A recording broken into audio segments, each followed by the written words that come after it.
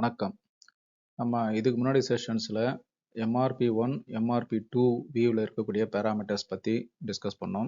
அந்த வியூஸும் கிரியேட் பண்ணோம் நம்ம பிஸ்னஸ் கேஸில் இருக்கிற மெட்டீரியல்ஸ்க்கெல்லாம். ஸோ அடுத்த ஸ்டெப் வந்து நம்ம MRP3 வியூ கிரியேட் பண்ணணும். ஸோ இந்த செஷனில் MRP3 வியூவில் இருக்கக்கூடிய பேராமீட்டர்ஸை பற்றி கொஞ்சம் டீட்டெயிலாக டிஸ்கஸ் பண்ணலாம். ப்ளஸ் அதை வச்சு ஒரு மெட்டல் மாஸ்டரும் கிரியேட் பண்ணுவோம் MRP3 வியூக்கு. நம்ம செஷன் உள்ளே போகிறதுக்கு முன்னாடி போன செஷனுடைய குவிஸுக்கான பதில்கள் என்னன்னு பார்த்துடலாம். சப்பான்ராட்டிங் ஐட்டமுக்கு ப்ரொக்யூர்மெண்ட் டைப் என்ன, ஸ்பெஷல் ப்ரொக்யூர்மெண்ட் கீ என்னன்னு கேட்டிருந்தோம். Procurement type F, special procurement key 30. Special procurement type அப்படின்றது அப்ளிகபிள் ஃபார் எக்ஸ்டர்னல் ஐட்டம் மட்டுமா அப்படின்னு கேட்டிருந்தோம். இல்லை, நம்ம ப்ரொடியூஸ் பண்ணுற ஐட்டத்துக்கும் இது அப்ளிகபிள் ஆகும். ஸோ ஸ்பெஷல் ப்ரொக்யூர்மெண்ட் அப்படிங்கிறது பர்ச்சேஸ் அண்ட் ப்ரொடக்ஷன் ரெண்டுக்குமே அப்ளை ஆகும். இன்னோஸ் ப்ரொடக்ஷன் டைம் கேலண்டர் டேஸில் டிஃபைன் ஆயிருக்கு, ட்ரூ ஆர் ஃபால்ஸ் அப்படின்னு கேட்டிருக்கோம். ஃபால்ஸ், ஏன்னா இன்னோஸ் ப்ரொடக்ஷன் டைம் வந்து ஒர்க்கிங் டேஸில் டிஃபைன் ஆயிருக்கு. ஸோ ஷெடியூல் மார்ஜினுக்குரிய பர்பஸ் என்ன அடுத்தது? ஸோ ஷெடியூல் மார்ஜின் கீன்றது இந்த ஃப்ளோட்ஸ், அதாவது சில குஷன் ஃபிக்ஸ் பண்ணுறதுக்காக யூஸ் ஆகுது. என்னன்னாக்கா float before production, float after production, opening period, release period, இதுக்கெல்லாம் வந்து இந்த ஷெடியூல் மார்ஜினுக்கு யூஸ் ஆகுது. சேஃப்டி ஸ்டாக்னுடைய பர்பஸ் என்னன்னு கேட்டோம். சேஃப்டி ஸ்டாக்ன்றது வந்து பார்த்தீங்கன்னாக்கா இந்த சப்ளையில் வரக்கூடிய வேரியேஷன்ஸ், டிமாண்டில் இருக்கக்கூடிய வேரியேஷன்ஸ் நிறைய இருந்ததுனாக்கா அந்த சமயத்தில் வந்து நம்மகிட்ட ஸ்டாக் இருக்கணும். அதுதான் சேஃப்டி ஸ்டாக். ஸோ சேஃப்டிக்காக வச்சிருக்க stock safety stock. Service level அதிகமாச்சுன்னா நிறைய சேஃப்டி ஸ்டாக் வைக்கணும். True or false? Yes, service level அதிகமாச்சுன்னா சேஃப்டி ஸ்டாக் நிறைய இன்க்ரீஸ் ஆகணும். இதில் ஒன்று நோட் பண்ணிக்கோங்க, 100% சர்வீஸ் லெவல் அப்படின்றது இட் இஸ் ஆல்மோஸ்ட் இம்பாசிபிள். ஆனால் நார்மலாக பார்த்தீங்கன்னா அது 80 to 95% தான் சர்வீஸ் லெவலில் வந்து மெயின்டைன் பண்ணுவாங்க. பேக் ஃப்ளஷ் வந்துட்டு மெட்டல் மாஸ் லெவலில் தான் பண்ண முடியும். ட்ரூ ஆர் ஃபால்ஸ்னு கேட்டிருக்கு. ஃபால்ஸ், ஏன்னா இது வந்து நம்ம ஒர்க் சென்டர் லெவலில் ஃபிக்ஸ் பண்ணலாம், ரூட்டீனில் ஃபிக்ஸ் பண்ணலாம், இல்லை ப்ரொடக்ஷன் ஆர்டரில் கூட ஃபிக்ஸ் பண்ணலாம். இந்த ப்ரொடக்ஷன் ஸ்டோர் லொகேஷன் அப்படின்னு சொல்லி ஃபீல்டு ஒன்று மெயின்டைன் பண்ணுற MRP2ல அதோட பர்பஸ் என்னன்னு கேட்டிருக்கோம். இப்போ அந்த மெட்டீரியல் நம்ம டிஃபைன் பண்ணுறோம், அது வந்து இன்னோஸ் ப்ரொடக்ஷன் ஐட்டமாக இருந்ததுனாக்கா இந்த ப்ரொடக்ஷன் ஸ்டோர் லொகேஷன் என்ன டிஃபைன் பண்ணுறோமோ அந்த லொகேஷனில் வந்து மெட்டீரியல் வந்து உட்காரும். அதான் டிஃபால்ட் ரிசீவிங் லொகேஷனாக இருக்கும். சப்போஸ் அந்த காம்பனண்ட் வந்துட்டு இப்போ ஒரு ப்ரொடக்ஷனுக்கு இஷ்யூ பண்ணுற ஐட்டமாக இருந்ததுனாக்கா பேக் ஃப்ளஷ் வழியாக அதை கன்சியூம் ஆகக்கூடிய டிஃபால்ட் ஸ்டோர் லொகேஷன் இதுவாக இருக்கும். ஸோ ப்ரொடக்ஷனாக இருந்தாக்கா ரிசீவ் பண்ணுற லொகேஷன் ஆக்ட் பண்ணோம். இதே கன்சம்ஷன் ஐட்டமாக இருந்தாக்கா எங்கேருந்து கன்சியூம் பண்ணோம் அந்த லொகேஷன் டிஃபால்ட்டாக அது டிஃபைன் ஆகும். அதுதான் வந்து ப்ரொடக்ஷன் ஸ்டோர் லொகேஷனுடைய purpose. Goods receipt processing time வந்துட்டு மெட்டல் மாஸ்டர் டிஃபைன் பண்ணுறது பர்ச்சேஸ் கோட் மாதிரி டிஃபைன் பண்ணுவோம், ப்ரொடக்ஷன் மாதிரி டிஃபைன் பண்ணுவோம். ட்ரூ ஆர் ஃபால்ஸ்னு கேட்டிருக்கு. ஃபால்ஸ். மெட்டல் மாஸ்டர் டிஃபைன் பண்ணோம்னா அது பர்ச்சேஸ் ஐட்டமாக இருந்தாலும் சரி, இல்லை ப்ரொடக்ஷன் ஐட்டமாக இருந்தாலும் சரி, ரெண்டு பர்பஸ்க்கும் ஒரே கூட்ஸ் ரிசிப்ட் ப்ராசஸிங் டைம் தான் அங்கே டிஃபைன் பண்ணுறோம். ஓகே, இப்போ நம்ம கோர்ஸை நம்ம கண்டினியூ பண்ணலாம். MRP3 வியூவில் இருக்கக்கூடிய டீட்டெயில்ஸை டிஸ்கஸ் பண்ணலாம். ஸோ இது வரைக்கும் நம்ம வந்துட்டு பேசிக் data 1 and basic data views create பண்ணியிருக்கோம். இது வந்து ஆர்கனைசேஷன் இண்டிபெண்ட். அதுக்கப்புறம் நம்ம பர்ச்சேசிங் வியூ கிரியேட் பண்ணோம், அது வந்து பிளான்ட் ஸ்பெசிஃபிக். நெக்ஸ்ட் வந்து நம்ம MRP1 and MRP2 views create பண்ணோம், அது வந்து plant specific and store location specific. இப்போ வந்து நம்ம MRP3 வியூ வந்து அதை பற்றி டிஸ்கஸ் பண்ண போகிறோம், அது வந்து plant specific and store location specific. இப்போ மெட்டல் மாஸ்டர் கிரியேட் பண்ணும்போது MRP ரிலேட்டட் பேராமீட்டர்ஸ் ரொம்ப கேர்ஃபுல்லாக டிசைட் பண்ணணும். ஏன்னா இன்வென்ட்ரி அதிகமாகிறது கம்மியாகிறதும் சரி, கஸ்டமர் சர்வீஸ் ப்ராப்பராக மெயின்டைன் பண்ணுறதும் இதை பேஸ் பண்ணி தான் இருக்குது. அது ரொம்ப முக்கியம் கிரியேட் பண்ணுறது. இப்போ MRP வியூஸ் பார்த்தோன்னா 4 வியூஸ் இருக்குன்னு சொல்லி பார்த்துருந்தோம். இது வந்து plant specific and plant store location specific. அந்த 4 வியூ என்னென்ன அப்படின்னாக்கா MRP1 வியூ, இதில் வந்து பிளானிங் பேராமீட்டர்ஸ் மெயின்டைன் ஆகுது. MRP2 வியூ, இதில் வந்து ப்ரொக்யூர்மெண்ட் அல்லது மேனுஃபேக்சரிங்கும் பிளானிங்கும் உள்ள இன்டகிரேட்டட் டீட்டெயில்ஸ் மெயின்டைன் ஆகுது. MRP3ல பிளானிங் ஸ்ட்ராட்டஜி, அதாவது operating model, availability check, replenishment lead time, configuration details எல்லாம் மெயின்டைன் ஆகுது. MRP4ல மேனுஃபேக்சரிங் ரிலேட்டட் டீட்டெயில்ஸ், அதாவது BOM explosion, discontinuation status, component scrap, அப்புறம் ப்ரொடக்ஷன் வெர்ஷன், ரிப்பீட்டிவ் மேனுஃபேக்சரிங், இதெல்லாம் மெயின்டைன் ஆகுது. ஸோ இப்போ நம்ம பார்க்க போகிறது MRP3 வியூவில் இருக்கக்கூடிய பேராமீட்டர்ஸ். ஸோ MRP3 வந்துட்டு ஃபோர்காஸ்டிங், டிமாண்ட் மேனேஜ்மெண்ட், அவைலபிலிட்டி செக்குக்கு தேவையான பேராமீட்டர்ஸ், அதாவது planning strategy, consumption mode, period, availability check, replenishment, இந்த மாதிரி டீட்டெயில்ஸ்லாம் வருது. இது வந்து செக்ஷன்ஸில் பிரிச்சிருக்கு. என்னென்ன செக்ஷன்ஸ் இருக்குனாக்கா MRP3ல ஃபோர்காஸ்ட் ரெக்குயர்மெண்ட்ஸ் ஒரு section, planning parameters another section, அப்புறம் availability check parameters another section, ஃபைனலாக பிளான்ட் ஸ்பெசிஃபிக் கான்ஃபிகரேஷன் டீட்டெயில்ஸ்னு ஒரு செக்ஷன். இந்த மாதிரி 4 செக்ஷனாக டிவைட் ஆகிருக்கு. ஃபோர்காஸ்ட் பேராமீட்டரில் பீரியட் இண்டிகேட்டர், அதாவது இது என்ன குறிக்கும்னாக்கா, அதாவது ஃபோர்காஸ்ட் வந்து எந்த பீரியட் எடுக்கலாம், மந்த்லி எடுக்கலாமா, டெய்லி எடுக்கலாமா, வீக்லி எடுக்கலாமா, அந்த மாதிரி டிசைட் பண்ணுறது தான். இது வந்து D, W, M அந்த மாதிரி பேராமீட்டர்ஸில் கொடுக்கலாம். அதை நம்ம எதுவுமே கொடுக்கலாம், சிஸ்டம் வந்து எம்னு அசியூம் பண்ணிக்கும், அதான் மந்த்லின்னு அசியூம் பண்ணிக்கும். அடுத்தது ஃபிஸ்கல் இயர் வேரியன்ட். இது வந்து எத்தனை போஸ்டிங் பீரியட் இருக்கலான்றது அக்கௌண்டிங்கில் டிஃபைன் பண்ணுவாங்க, அது அப்படியே இங்கே போட்டுக்க வேண்டியதான். அடுத்தது ஸ்பிளிட்டிங் இண்டிகேட்டர். ஸ்பிளிட்டிங் இண்டிகேட்டர் என்னன்னாக்கா, அந்த ஃபோர்காஸ்ட் வரும்போது எப்படி ஸ்பிளிட் ஆகணும் அந்த ஃபோர்காஸ்ட். சில ஃபோர்காஸ்ட் க்ளோஸாக இருக்கும்போது நாள் கணக்கில் இருக்கணும், அப்புறமா வீக் கணக்கில் இருக்கலாம், அப்புறம் மந்த் கணக்கில் இருக்கலாம், சில ஸ்பிளிட் பண்ணுவோம் இல்லையா, அந்த மாதிரியான ஸ்பிளிட்டிங்காக வரது தான் ஸ்பிளிட்டிங் இண்டிகேட்டர். இப்போ நம்ம இங்கே கொடுத்துருக்கிற எக்ஸாம்பிளில் பார்த்தீங்கன்னாக்கா, அந்த நம்பர் ஆஃப் டேஸ்ன்னு இருக்கக்கூடியது முதல் ஒரு பீரியடுக்குன்னு போட்டிருக்கு, அப்புறம் நம்பர் ஆஃப் வீக்ஸ்ன்றது அடுத்த 2 பீரியடுக்குன்னு போட்டிருக்கு, அப்புறம் மொத்த பீரியடு மொத்தம் 4 வரும்னு சொல்லி போட்டிருக்கு. அந்த மாதிரியான பேராமீட்டர் இங்கே செலக்ட் பண்ணியிருக்கு. ஸோ இங்கே இருக்கக்கூடிய அந்த இண்டிகேட்டர் ஏன்றது செலக்ட் பண்ணோம்னா, ஸ்பிளிட்டிங் இண்டிகேட்டர் ஏன்னு செலக்ட் பண்ணால் இந்த பேராமீட்டர்ஸ் வந்து செலக்ட் ஆகும். இது நம்ம எப்படி வேணுமோ அது கான்ஃபிகர் பண்ணிக்கலாம், பிஸ்னஸ் எடுக்காத மாதிரி. ஸோ இதான் வந்து அந்த ஃபோர்காஸ்ட் இருக்குது. அதாவது ஜஸ்ட் ஒரு பேசிக் டீடைல்ஸ் ஃபோர்காஸ்ட் எப்படி வரணுன்றதை இந்த MRP3 வியூவில் தான் ஸ்டார்ட் ஆகுது. அடுத்தது முக்கியமானது இருக்கக்கூடியது என்னன்னா பிளானிங் ஸ்ட்ராட்டஜி.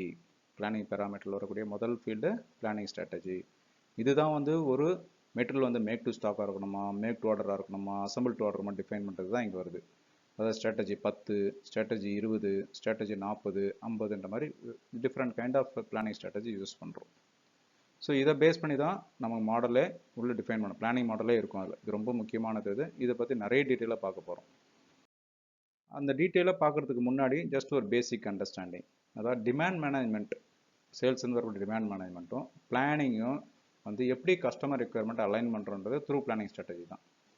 ஸோ நம்ம சொன்ன மாதிரி அந்த ஆப்ரேட்டிங் மாடல்ஸ் என்னென்ன இருக்குது, make to stock MTS, make to order MTO, assemble to order ATO, engineer to order ETOன்னு சொல்லியிருக்கு. அதுக்கான ஸ்ட்ராட்டஜிஸ் என்னென்ன இருக்குன்றதை நீங்கள் வந்து ஒரு காமன் ஸ்ட்ராட்டஜிஸ் வந்து டேபிளில் பார்க்குறீங்க, 10, 20, 40, 50, 52. ஸோ அந்த ஸ்ட்ராட்டஜிஸ் பற்றி டீட்டெயில்டாக நம்ம பார்க்குறதுக்கு முன்னாடி அந்த ஆப்ரேட்டிங் மாடல்லாம் என்ன, மேக் டு ஸ்டாக் அப்படின்னா என்ன அர்த்தம். மேக் டு ஸ்டாக் என்னன்னாக்கா, ஒரு டிமாண்டை போட்டுட்டு அந்த டிமாண்ட் வந்து ஃபினிஷ் கூட்ஸுக்கு போட்டு அந்த ஃபினிஷ் கூட்டை ப்ரொடியூஸ் பண்ணி வைக்கிறது தான் make to stock, right. So ஃபைனலாக ஃபினிஷ் கூட்ஸில் இருக்கும். ஒரு கஸ்டமர் நீங்கள் ஆர்டர் கூட உடனே எடுத்து கொடுத்துடலாம், right. That is the finish goods. அப்படின்னா அவங்க நீங்கள் ஃபோர்காஸ்ட் பேஸ் பண்ணி ஃபினிஷ் கூட் வரைக்கும் ப்ரொடியூஸ் பண்ணி வச்சுருங்க, அதான் மேக் டு ஸ்டாக். அடுத்தது மேக் டு ஆர்டர்.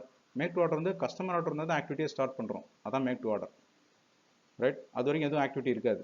பட் சில சமயங்களில் லீட் டைம் சேவ் பண்ணுறதுக்காக சில கம்பெனிகளில் காம்பனண்ட் வாங்கி வைக்கிறதுக்கான சான்ஸ் இருக்குது. இப்போ வந்து ஒரு மெட்டல் வந்து மேக் டு ஆர்டரில் கஸ்டமர் கமிட் பண்ணது நீங்கள் 2 வீக்ஸில் கொடுக்குறேன், 3 வீக்ஸில் கொடுக்குறேன்னு சொல்லியிருப்பீங்க. பட் ஒரு காம்பனண்ட்டோட லீட் டைம் வந்து 2 மாதம் இருக்குது, 3 மாதம் இருக்குனாக்கா அந்த காம்பனண்ட்டை ஓரளவுக்கு கொஞ்சம் ஃபோர்காஸ்ட் போட்டு வாங்கி வச்சுப்பீங்க அதை, ரைட். ரீஆர்டர் பாயிண்ட் வச்சோ சேஃப்டி ஸ்டாக் வச்சு வாங்கி வச்சுப்பீங்க. பட் மற்ற எதுவுமே நடக்காது. So that is make to order. அடுத்து assemble to order. Assemble to ஆர்டர்னா என்ன, தேவையான முக்கியமான காம்பனன்ட்ஸோ முக்கியமான சப் அசம்பிளிஸ் அல்லது மாடியூல்ஸை ப்ரொடியூஸ் பண்ணி, அதாவது பிளானை பேஸ் பண்ணி ப்ரொடியூஸ் பண்ணி வச்சுப்பீங்க. ஆனால் அதை ஃபினிஷ் ப்ராடக்டாக கன்வெர்ட் பண்ணுறது பிளான் வந்தப்பறம் தான் கன்வெர்ட் பண்ணுவீங்க, அது வரையும் கன்வெர்ட் பண்ண மாட்டீங்க. That is assemble to order, correct. So இந்த 3 வகை இருக்குது. மேக் டு ஸ்டாக்னா ஃபினிஷ் குட் வைக்கிறீங்க, மேக் டு ஆர்டரில் எதுவும் பண்ண மாட்டீங்க, சப்போஸ் தேவைப்பட்டால் காம்பனண்ட் வைக்கலாம். அசம்பிள் டு ஆர்டர்ன்றதில் காம்பனண்ட் சப் அசம்பிளிஸ் வாங்கி வச்சுருப்பீங்க, பட் ஃபினிஷ் ப்ராடக்டாக கன்வெர்ட் பண்ண மாட்டீங்க கஸ்டமருடைய ஆர்டர் வர வரைக்கும், அதான் அசம்பிள் டு ஆர்டர். இதான் வந்து டிஃப்ரெண்ட் ஆப்ரேட்டிங் மாடல்ஸ். இதை பேஸ் பண்ணி மற்றதெல்லாம் ஃபர்தர் டீட்டெயில்ஸு நம்ம கண்டினியூ பண்ணலாம். இப்போ மேக் டு ஸ்டாக்னா என்னென்னு பார்ப்போம். மேக் டு ஸ்டாக்ன்றது மாடல் எப்படின்னாக்கா, ஒரு ஃபினிஷ் ப்ராடக்ட்னுடைய ஃபோர்காஸ்ட் அல்லது எஸ்டிமேட்டட் டிமாண்ட் என்ன இருக்குன்னு பார்த்து அதை என்டர் பண்ணிட்டு அந்த பிளானுக்கு ஏற்ற மாதிரி ப்ரொடக்ஷன் பண்ணுறது தான் மேக் டு ஸ்டாக். இந்த மேக் டு ஸ்டாக் ஐட்டம்ன்றது ப்ரொடியூஸ் பண்ணும்போது மேக் டு ஸ்டாக்னு சொல்லுவோம். இதே வாங்கணும்னா வெளியிலேருந்து வாங்கணும்னா அதே ப்ரொக்யூர் டு ஸ்டாக்னு சொல்லுவாங்க, PTS, ப்ரொக்யூர் டு ஸ்டாக்னு சொல்லுவாங்க. இதுதான் நம்ம ஃபோர்காஸ்ட்டை பேஸ் பண்ணி ப்ரொடியூஸ் பண்ணுறதுனால இதை வந்து புஷ் மாடல்னு சொல்லுவாங்க. அதில் ஏன்னா ஃபோர்காஸ்ட்டை பேஸ் பண்ணி பண்ணுறோம், ஆக்சுவல் டிமாண்டை பேஸ் பண்ணி பண்ணல. டிமாண்ட் பேஸ் பண்ணி பண்ணும்போது அதுக்கு பேர் வந்து புல். பட் இது வந்து ஃபோர்காஸ்ட்டை பேஸ் பண்ணி பண்ணனால இதுக்கு பேர் வந்து புஷ் மாடல். இந்த மேக் டு ஸ்டாக் ஐட்டம் வந்துட்டு எப்போ சரியாக பண்ணி ஒர்க் பண்ணோம் அப்படின்னாக்கா, நம்ம ஃபோர்காஸ்ட் அக்யூரேசி நல்லா இருந்தாக்கா இந்த ஃபோர்காஸ்ட் இந்த மேக் டு ஸ்டாக் நல்லா ஒர்க் பண்ணும். ஃபோர்காஸ்ட் சரியில்லைனாக்கா ஒன்று நிறைய ப்ரொடியூஸ் பண்ணுவோம், அதை விற்கிறது கம்மியாச்சுனாக்கா இன்வென்ட்ரி சேர்ந்து போயிடும். சப்போஸ் ஃபோர்காஸ்ட் வந்து ரொம்ப கம்மியாக கொடுத்துட்டு டிமாண்ட் நிறைய வந்ததுனாக்கா, டிமாண்ட் நிறைய இருக்கும், நம்மளால் கொடுக்க முடியாது, அப்போ கஸ்டமர் சர்வீஸ் அஃபெக்ட் ஆகும். இதுதான் வந்து மேக் டு ஸ்டாக்கில் ஃபோர்காஸ்ட்ன்றது ஒரு முக்கியமான ஒரு அங்கம். இந்த மேக் டு ஸ்டாக்கில் வந்து அதான் ஃபினிஷ் ப்ராடக்ட்டை தான் ஃபோர்காஸ்ட் பண்ணுறோம். ஸோ ப்ரொடக்ஷன் மட்டும் ஃபினிஷ் ப்ராடக்ட்டில் தான் ப்ரொடியூஸ் பண்ணி வைக்கிறோம். இந்த மாடல் வந்து எந்த மாதிரி ப்ராடக்ட்லாம் வரும்னாக்கா, ஒரு ஸ்டாண்டர்டைஸ்டு ப்ராடக்ட்ஸ், அதாவது ஸ்டாண்டர்டாக விற்றுக்கிட்டே இருக்கும், ப்ளஸ் நிறைய வால்யூம் விற்கிற மாதிரி ப்ராடக்ட்டு, கன்சிஸ்டண்ட்டாக டிமாண்ட் இருக்கிற ப்ராடக்ட்ஸுக்கு இந்த ஸ்டாக், இந்த மேக் டு ஸ்டாக் ஸ்ட்ராட்டஜி நல்லா ஒத்து வரும். இதில் என்ன அட்வான்டேஜஸ் அப்படின்னாக்கா, நம்ம ப்ரொடியூஸ் பண்ணி ஸ்டாக்காகவே வைக்கிறதுனால கஸ்டமர் லீட் டைம் வந்து ரொம்ப கம்மி. ஆர்டர் பண்ணால் உடனே எடுத்து கொடுத்துருவோம். அப்புறம் ஃபோர்காஸ்ட் அக்யூஸ் நல்லா இருந்துச்சுனாக்கா காஸ்ட் எஃபெக்டிவாகவும் இருக்குது. ஏன்னா பல்காக ப்ரொடியூஸ் பண்ணலாம், ப்ரொடக்ஷன் ஸ்மூத்தனாக ஓடும். அப்புறம் லாஸ் ஆஃப் சேல்ஸ் வந்து கம்மியாக இருக்குது. ஏன்னா நம்ம மெட்டல் ரெடியாக பண்ணி வச்சிருக்கோம் அதில், ரைட்? ஆஸ் பர் ஃபோர்காஸ்ட்லாம் நடந்துக்கும் போது மெட்டல் ப்ரொடியூஸ் பண்ணி வச்சதுனால லாஸ் ஆஃப் சேல்ஸும் இருக்காது, உடனே கொடுத்துட போகிறோம். பட் டிஸ்அட்வான்டேஜ் என்னன்னாக்கா, எப்போ டிஸ்அட்வான்டேஜ் வரும்? ஃபோர்காஸ்ட் சரியில்லைனாக்கா அப்போ அக்குமுலேஷன் ஆஃப் இன்வென்ட்ரி நிறைய இருக்கும், இன்க்ரீஸ் இன்வென்ட்ரி காஸ்ட் ஆகிடும், ரெடியூஸ்டு கஸ்டமர் சர்வீஸ் இருக்கும். ஏன்னா நம்ம ப்ரொடியூஸ் பண்ணி வச்சது வேறு ப்ராடக்ட் பண்ணியிருப்போம், ஃபோர்காஸ்ட் வேறு, ஆக்சுவல் டிமாண்ட் வேறு எதனா வரும், கொடுக்க முடியாது, நம்ம கஸ்டமர் சர்வீஸ் அஃபெக்ட் ஆகும். இந்த பிளானிங் ஸ்ட்ராட்டஜியில் வேரியஸ் இந்த மேக் டு ஸ்டாக்கு வந்து வேரியஸ் ஸ்ட்ராட்டஜிஸ் இருக்குது. அதாவது 40, 30, 10, 11, 52, 63 இருக்குது.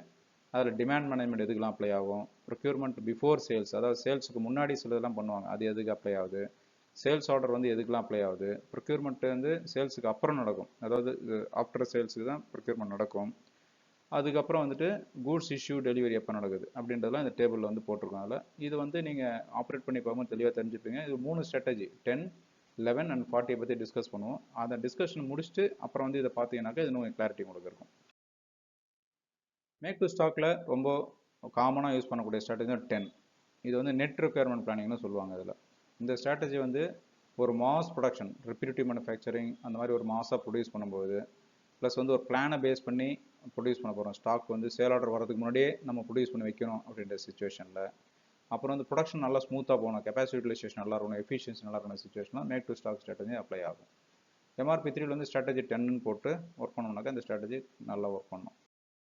இதில் வந்து டிமாண்ட் வந்துட்டு MD61 என்டர் பண்ணும் ஃபஸ்ட்டு ஸ்டெப்பு. ஸோ அந்த ஃபஸ்ட்டு ஸ்டெப்புன்றதை நான் கலர்லேயும் இப்போ ஓவரால் ஃப்ளோ போட்டுட்டு அந்த கலர்லேயும் நம்பர் இண்டிகேட் பண்ணிடுவேன். இதே மாதிரி சார்ட்டு தான் அடுத்தடுத்து வரும், அதனால் இந்த சார்ட்டை கொஞ்சம் நல்லா பார்த்துங்க. அதை ஃபஸ்ட்டு ஸ்டெப் வந்து டிமாண்ட் என்டர் பண்ணுறது. செகண்ட் ஸ்டெப் வந்துட்டு ப்ரொடக்ஷனில் பர்ச்சேஸ் வந்து இந்த பிளானை பேஸ் பண்ணி நடக்குது. தேர்டு ஸ்டெப்பில் சேல் ஆர்டர் கிரியேட் ஆகுது, பட் அந்த சேல் ஆர்டர் வந்து ப்ரொடக்ஷன் இன்க்ரீஸோ டிக்ரீஸோ பண்ணாது, ரைட்?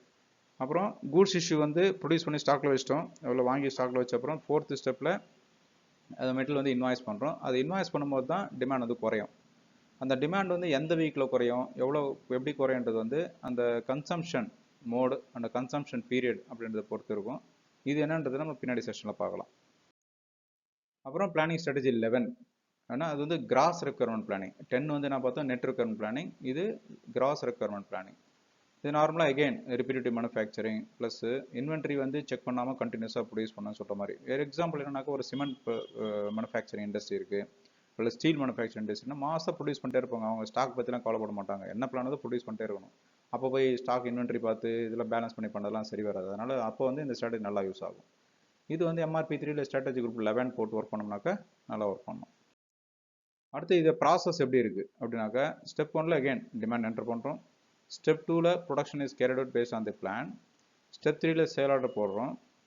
அப்புறம் அந்த சேல் பிளான் எகெயின்ஸ்டாக ப்ரொடியூஸ் பண்ணுறோம் இல்லையா, ப்ரொடியூஸ் பண்ணி ஸ்டாக்குக்கு போகும்போதே அந்த பிளான் வந்து குறைஞ்சிரும். ஸோ இது ப்ரொடக்ஷனை பேஸ் பண்ணி பிளான் குறையாது. அப்புறம் அது எப்படி டிமாண்ட் குறையுது, எவ்வளோ குறையுதுன்னா கன்சம்ஷன் மோட் அண்ட் பீரியடை பொறுத்து இருக்குது. ஸ்ட்ராட்டஜி 40. ஸ்ட்ராட்டஜி 40ன்றது பிளானிங் வித் ஃபைனல் அசம்பிளி. இது எங்கே யூஸ் ஆகுனாக்கா, நிறைய காம்பனண்ட் எங்கெல்லாம் நிறைய வருது, ப்ளஸ் வந்து இன்கமிங் சேல் ஆர்டர் வர்றதை வந்து பிளான் அட்ஜஸ்ட் பண்ணணும் அப்படின்றதுல பிளானிங் வந்து யூஸ் பண்ணலாம். அதாவது ஆர்டர் என்டர் பண்ணும்போதே பிளான் வந்து ஆப்செட் பண்ணணும், அந்த மாதிரி இடத்துல யூஸ் பண்ணலாம். அதனால் என்ன ஆகுதுனாக்கா, ஒன்று வந்துட்டு நம்ம சேல் ஆர்டர் வந்து இமீடியட்டாக அக்செப்ட் ஆகி உள்ளே வரும்போது நம்ம ஏற்கனவே டிமாண்டுக்கும் ப்ரொடியூஸ் பண்ணுறோம், சேல் ஆர்டருக்கு எகெயின்ஸ்டாக டிமாண்டையும் அட்ஜஸ்ட் பண்ணுது. ஸோ இது ஃபோர்காஸ்டாகவும் இருக்கும். சப்போஸ் அந்த பிளானை விட அதிகமாக சேல் ஆர்டர் வந்தாலும் அந்த சேல் ஆர்டரும் எக்ஸ்ட்ரா எடுத்துக்கும் சிஸ்டம். அப்போ என்ன ஆகும், கஸ்டமருக்கும் குயிக்காக ரெக்யர்மெண்ட் வந்து வி கேன் சாட்டிஸ்ஃபை. ஸோ அதனால் இது வந்து மோஸ்ட்லி இது மேக் டு ஸ்டாக், பட் சமயத்தில் மேக் டு ஆர்டராகவும் பிஹேவ் பண்ணும். இந்த ஸ்ட்ராட்டஜி ஒர்க் பண்ணுறது வந்து ஸ்ட்ராட்டஜி குரூப் 40 போட்டோம்னாக்கா இந்த ஸ்ட்ராட்டஜி நல்லா ஒர்க் பண்ணும். இது எப்படி ஒர்க் பண்ணுறது எகைன் இந்த சார்ட்டில் இருக்குது. ஸ்டெப் 1 வந்துட்டு டிமாண்ட் என்டர் பண்ணுறோம் MD61 வழியாக. ஸ்டெப் 2ல் வந்து ப்ரொடக்ஷன் கேரி பண்ணுறோம். இந்த எதர் பிளான் அதிகமாச்சுன்னா பிளான், சேல் ஆர்டர் அதிகமாக சேல் ஆர்டர் போடுறோம். தேர்ட் வந்து சேல் ஆர்டர் கிரியேட் பண்ணும்போது அவைலபிலிட்டி செக் ஆகுது. சேல் ஆர்டர் வந்துட்டு பிளானோட அதிகமாக இருந்ததுனாக்கா it will also contribute to planning and production of the items. இல்லைனாக்கா அது கான்ட்ரிபியூட் பண்ணாது, ஏன்னா பிளானை கன்சியூம் பண்ணணும், வேறு ஒன்றும் இல்லை. சேல்ஸ் ஆர்டர் என்டர் பண்ணோன்னே டிமாண்ட் பிளான் ரெடியூஸ் ஆகுது, அது பார்த்தோம். அடுத்த டிக்ரீஸ் இந்த டிமாண்ட் வந்து again consumption mode and consumption period. இது வந்து நம்ம இந்த ஸ்ட்ராட்டஜியில் முடிச்சிட்ட அப்புறம் பின்னாடி பார்ப்போம். Now let us discuss about this make to order strategy. Make to order strategy என்னன்னு பார்க்கலாம். மேக் டு ஆர்டர் அப்படின்ற மாடல் வந்து பார்த்தீங்கன்னாக்கா, அதனுடைய காம்பனன்ட் ப்ரொக்யூர்மெண்ட் ப்ரொடக்ஷன் வந்து கஸ்டமர்கிட்ட அந்த ஆர்டர் வந்த அப்புறம் தான் ஸ்டார்ட் ஆகும். அது வந்து இப்போ ப்ரொடக்ஷன் பண்ணும்போது மேக் டு ஆர்டர்னு சொல்லுவாங்க. அதே ப்ராடக்ட்டை வந்துட்டு நம்ம வெளியிலேருந்து வாங்கினோம்னாக்கா அதை வந்து ப்ரொக்யூர் டு ஆர்டர்னு சொல்லலாம், பிடிஓன்னு சொல்லுவாங்க. அதில் பொதுவாக மேக் டு ஆர்டர் வந்து புல் மாடல், அதாவது கஸ்டமர் ஆர்டர் பேஸ் பண்ணி தான் இது மெட்டல் வாங்குறோம் இல்லை ப்ரொடியூஸ் பண்ணுறதுனால இது வந்து புல் மாடல். இது வந்து ஃபோர்காஸ்ட்டை பேஸ் பண்ணி நான் பண்ணல. மேக் டு ஸ்டாக் வந்து ஃபோர்காஸ்ட் பேஸ் பண்ணி பண்ணுறது, அது வந்து புஷ் மாடல். பட் இது வந்து புல் மாடல்.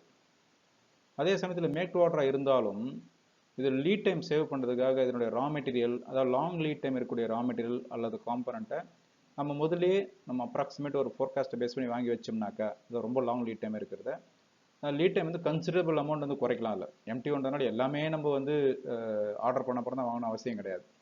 சிலதை வந்து கொஞ்சம் ப்ராப்பராக பண்ணலாம். பட் இதுக்கு வந்து சேல்ஸ் டீம் கூட ப்ராப்பரான ஒரு கோஆர்டினேஷன் இருக்கணும், அது ரொம்ப முக்கியம். மேக் டு ஆர்டர் மாடலில் இந்த ஃபோக்கஸ் ஆஃப் த ஷெடியூல் என்ன நடக்குனாக்கா, ரா மெட்டீரியல் அண்ட் காம்பனண்ட் வாங்குறது இன்வென்ட்ரியை பொறுத்த வரைக்கும், ப்ரொடக்ஷனை பொறுத்த வரைக்கும் மேக் டு ஆர்டர் ஃபுல் ப்ராசஸில் இருக்கும். இந்த ப்ராசஸ் வந்து எந்த ப்ராடக்ட்டில் யூஸ் ஆகுனாக்கா, ரொம்ப வால்யூம் கம்மியாக இருக்கிற ப்ராடக்ட்டு, அதே சமயத்தில் எப்போயாச்சும் டிமாண்ட் வர்றது, அதில் ரொம்ப கஸ்டமைஸ் பண்ண ஐட்டம், நிறைய வெரைட்டி இருக்கிற ஐட்டத்தில் மேக் டு ஆர்டர் யூஸ் பண்ணலாம். என்னென்ன அட்வான்டேஜ் இதில் அப்படின்னா, கஸ்டமருக்கு என்ன தேவையோ அந்த ஸ்பெக்கு படி கரெக்டாக என்ன தேவையோ ப்ரொடியூஸ் பண்ணி தரும். ஸோ நிறைய ப்ரொடியூஸ் பண்ண மாட்டோம். ப்ளஸ் எக்ஸாக்ட் நீட் என்ன பண்ணுறோம். ஸோ கஸ்டமர் சாட்டிஸ்ஃபேக்ஷன் நிறைய இன்க்ரீஸ் பண்ணலாம். ப்ளஸ் ஆர்டர் வந்த அப்புறம் தான் நம்ம மெட்டீரியல் வாங்குறதுனால அதனுடைய இன்வென்ட்ரியும் கம்மியாகும். இது வந்து மேஜர் அட்வான்டேஜாக மேக் டு ஆர்டர். டிஸ்அட்வான்டேஜ் என்ன, லீட் டைம் அதிகம். பட் இது எப்படி குறைக்கிறது ஏற்கனவே பார்த்தோம். கஸ்டமர் கூடவோ அல்லது சேல்ஸு கூட க்ளோஸாக ஒர்க் பண்ணோம்னாக்கா ஓரளவுக்கு நம்மளால் ப்ரிடிக்ட் பண்ண முடியும் சில காம்பனன்ட்ஸ் எல்லாம். அப்போ என்ன பண்ணால் லாங் லீட் ஐட்டம் இருக்கிற ஐட்டத்தை வந்துட்டு நம்ம வாங்கி வச்சிட்டோம்னா லீட் டைம் நல்லாவே குறைக்கலாம். அது இல்லாட்டி என்னன்னாக்கா, நார்மலாக வரக்கூடிய லீட் டைம் புஷ் பண்ணுறதுக்காக ஏர்லேருந்து எடுத்துன்னு வரும்போது காஸ்ட் இன்க்ரீஸ் ஆகும். அதை அவாய்ட் பண்ணுறதுக்கு இந்த மாதிரி கொஞ்சம் கோஆர்டினேஷன் ரொம்ப முக்கியம். அடுத்த ஒரு டிஸ்அட்வான்டேஜ் என்னன்னாக்கா, cost of production may be more. ஏன்னாக்கா நம்ம வந்து இது வந்து கஸ்டமர் ஆர்டர் பேஸ் பண்ணி அதுதான் ப்ரொடியூஸ் பண்ணுறோம். அப்போனா 1-2 பீஸ் கூட ப்ரொடியூஸ் பண்ணுற மாதிரி இருக்கும். அப்போ அதுக்காக ஒரு செட்டப் டைம், அதுக்கான மூவ்மெண்ட் டைம் எல்லாம் வரும்போது அதோட காஸ்ட் வந்து மேபி இன்க்ரீஸ் ஆகிறதுக்கான வாய்ப்பு இருக்குது. பட் இதெல்லாம் வந்து கஸ்டமர்கிட்ட முதல்ல நம்ம கிளியராக சொல்லணும். மேக் டு ஸ்டாக் இருந்துச்சுன்னா இந்த மாதிரி காஸ்ட், மேக் டு ஆர்டர் வந்து அந்த மாதிரி காஸ்ட், லீட் டைம் வந்து ஒரு கிளியர் எக்ஸ்பெக்டேஷன் செட் பண்ணி வைக்கணும். அடுத்து engineer to order. Engineer to ஆர்டர்ன்றது வந்து இதனுடைய டிசைனிங் இட் செல்ஃப், அதாவது engineering part of the product itself will start after getting the customer order. கஸ்டமர்கிட்ட வந்து ஆர்டர் வந்த அப்புறம் தான் இன்ஜினியரிங் டிசைனே ஆரம்பிப்போம். இடிஓ இதுவும் பார்த்தீங்கன்னா ஃபுல் மாடல் தான், ஏன்னா அதுவும் கஸ்டமர் ஆர்டர் பேஸ் பண்ணி தான் பண்ணுறோம். சரி, மேக் டு ஆர்டர் இடிஓக்கு என்ன வித்தியாசம் அப்படின்னாக்கா, மேக் டு ஆர்டர் ஐட் வந்து பெரும்பாலும் கேட்டலாக் ப்ராடக்டாக இருக்கும். காம்பனன்ட் மட்டும்தான் ஆர்டர் பேஸ் பண்ணி வாங்குவோம், மற்றபடி டிசைன் இதெல்லாம் ஏற்கனவே இருக்கும். பட் இடிஓன்றது அப்படி கிடையாது, ஆரம்பத்துலேருந்து திரும்ப ப்ரொடியூஸ் பண்ணுற மாதிரி இருக்கும். அதாவது எல்லாமே ஆரம்பம், இன்ஜினியரிங் டிசைன் எல்லாமே ஆரம்பிப்போம். அதான் இன்ஜினியர் டு ஆர்டருக்கும் எம்டி ஆர்டருக்குள்ள வித்தியாசம். இன்ஜினியர் டு ஆர்டர் மாடல்ஸ் வந்துட்டு ரொம்ப க்ளோஸ் கோஆர்டினேஷன் வேணும். யாராருக்கு, கஸ்டமர், சேல்ஸ் டீம், சப்ளையர் எல்லாத்தையும் ப்ராப்பரான ஒரு லிங்க் இருக்கணும். அது எதில் இருந்துன்னா டிசைன் பண்ணுறதுலேருந்து ப்ரொடக்ஷன் பண்ணுறது, அது இன்ஸ்டால் பண்ணுற வரைக்கும் இருக்கணும். அதில் இது நல்ல ஒரு கிராஸ் ஃபங்க்ஷனல் டீம் செட்டப் பண்ணி ஒர்க் பண்ணணும். அதில் ஒருத்தருக்கு ஒருத்தர் நல்ல ஒரு ட்ரஸ்ட் இருக்கணும்.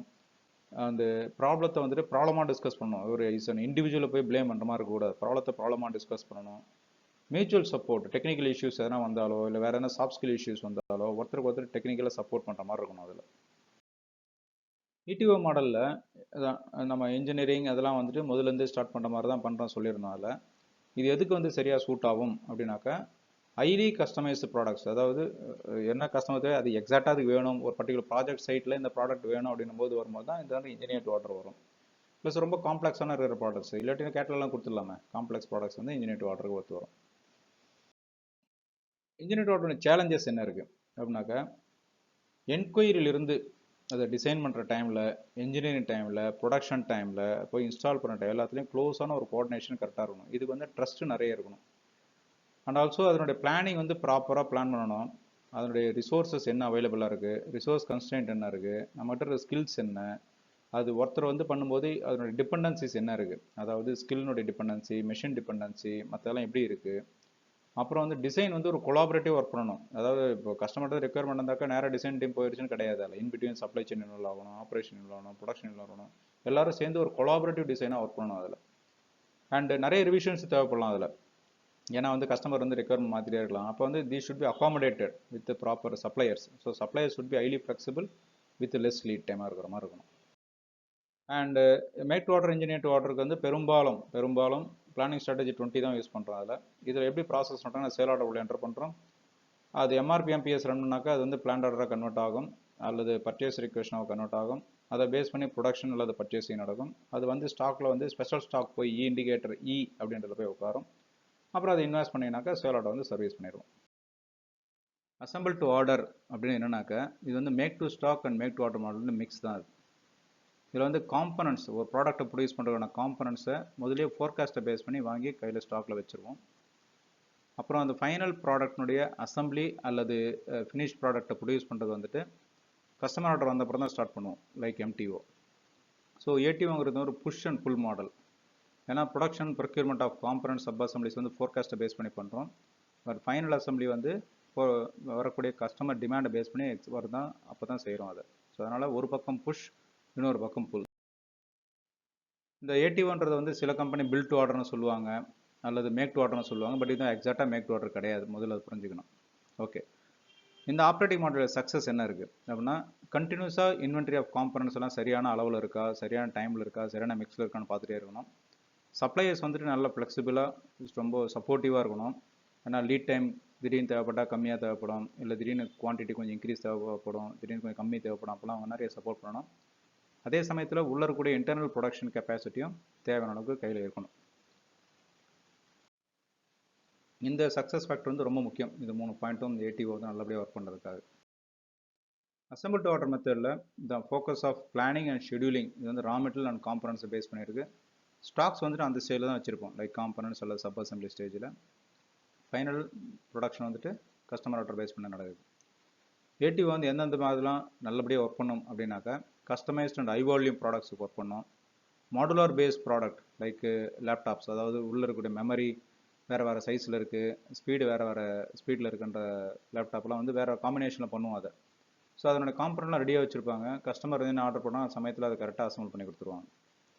அப்புறம் அதே மாதிரி ஒரு லிக்விட் ப்ராடக்ட் ஒரு எக்ஸாம்பிள் பேக் பண்ணும்போது கடைசியில் தான் சைஸ் மாறும், 50 ml பேக் பண்ணுறதா 100 ml பேக் பண்ணுறதான்ட்டு. ஸோ லிக்விட் வரைக்கும் ஃபுல் பல்காக ப்ரொடியூஸ் பண்ணி வச்சுருப்போம். எந்த சைஸில் வேணுன்றது எப்போ வருமோ அப்போ தான் அதை எந்த தேவையோ அப்போ தான் அதை பேக் பண்ண போகிறோம். அப்போ அசம்பிள் டு ஆர்டர் ஸ்ட்ராட்டஜி நல்லாவே யூஸ்ஃபுல்லாக இருக்கும். அட்வான்டேஜ் என்ன அப்படின்னாக்கா லீட் டைம் டு கஸ்டமர் வந்து ரொம்ப கம்மியாக இருக்கும் அசம்பிள் டு ஆர்டர் மாடல். ஏன்னா காம்பனெண்ட்லாம் ரெடியாக இருக்குது, வெறும் அசம்பிள் பண்ணி கொடுக்க வேண்டிய டைம் மட்டும்தான். அப்புறம் நிறைய வேரியேஷன்ஸ் அக்காமடேட் பண்ணலாம். ஒரு 100-150 காம்பனெண்ட் வச்சுக்கிட்டு 10,000-20,000 ஐட்டத்துக்கான ஃபினிஷ் ப்ராடக்ட்டை பண்ணலாம். நிறைய கான்ஃபிகரேஷன் பேஸ் பண்ணி வரக்கூடிய ப்ராடக்ட்ஸ்லாம் இதை வச்சு பண்ணலாம். அந்த ப்ராடக்ட்னுடைய இன்வென்ட்ரி வந்து ஃபினிஷ் ப்ராடக்ட்டில் வைக்காமல் நம்ம காம்பனண்ட்டாக சப் அசம்பிள் வைக்கிறதுனால இன்வென்ட்ரி வேல்யூவும் கம்மியாக இருக்கும். ஸ்டாக் அப்சல்யூஷன்ஸும் குறையும். ஏன்னா காம்பனண்ட்ஸ் வேரியஸ் லெவலில் ஃப்ளெக்சிபிளாக இருக்கிறதுனால எல்லா ப்ராடக்ட்டும் யூஸ் பண்ணலாம், ஸ்லோ மூவிங் ஸ்டாக்ஸும் ஒன்றே கன்சியூம் பண்ணிக்கலாம். அந்த மாதிரி சுச்சுவேஷன் வந்து இதில் இருக்கும். கொஞ்சம் கேர்ஃபுல்லாக மானிட்டர் பண்ணிட்டே இருந்தோம்னாக்கா இந்த மாடல் வந்து ரொம்ப நல்லா ஒர்க் அவுட் ஆகும். பட் என்னன்னா ஒரு காம்பனண்ட் இல்லை அப்படின்னா கூட மேக் டு ஆர்டர் மாதிரி ஆகிடும் அந்த ப்ராடக்ட். ஸோ அதனால் அதை என்ஷூர் பண்ணுறது ரொம்ப முக்கியம். அதில் அதை எல்லா காம்பனண்ட்டையும் மானிட்டர் பண்ணிருக்கும்.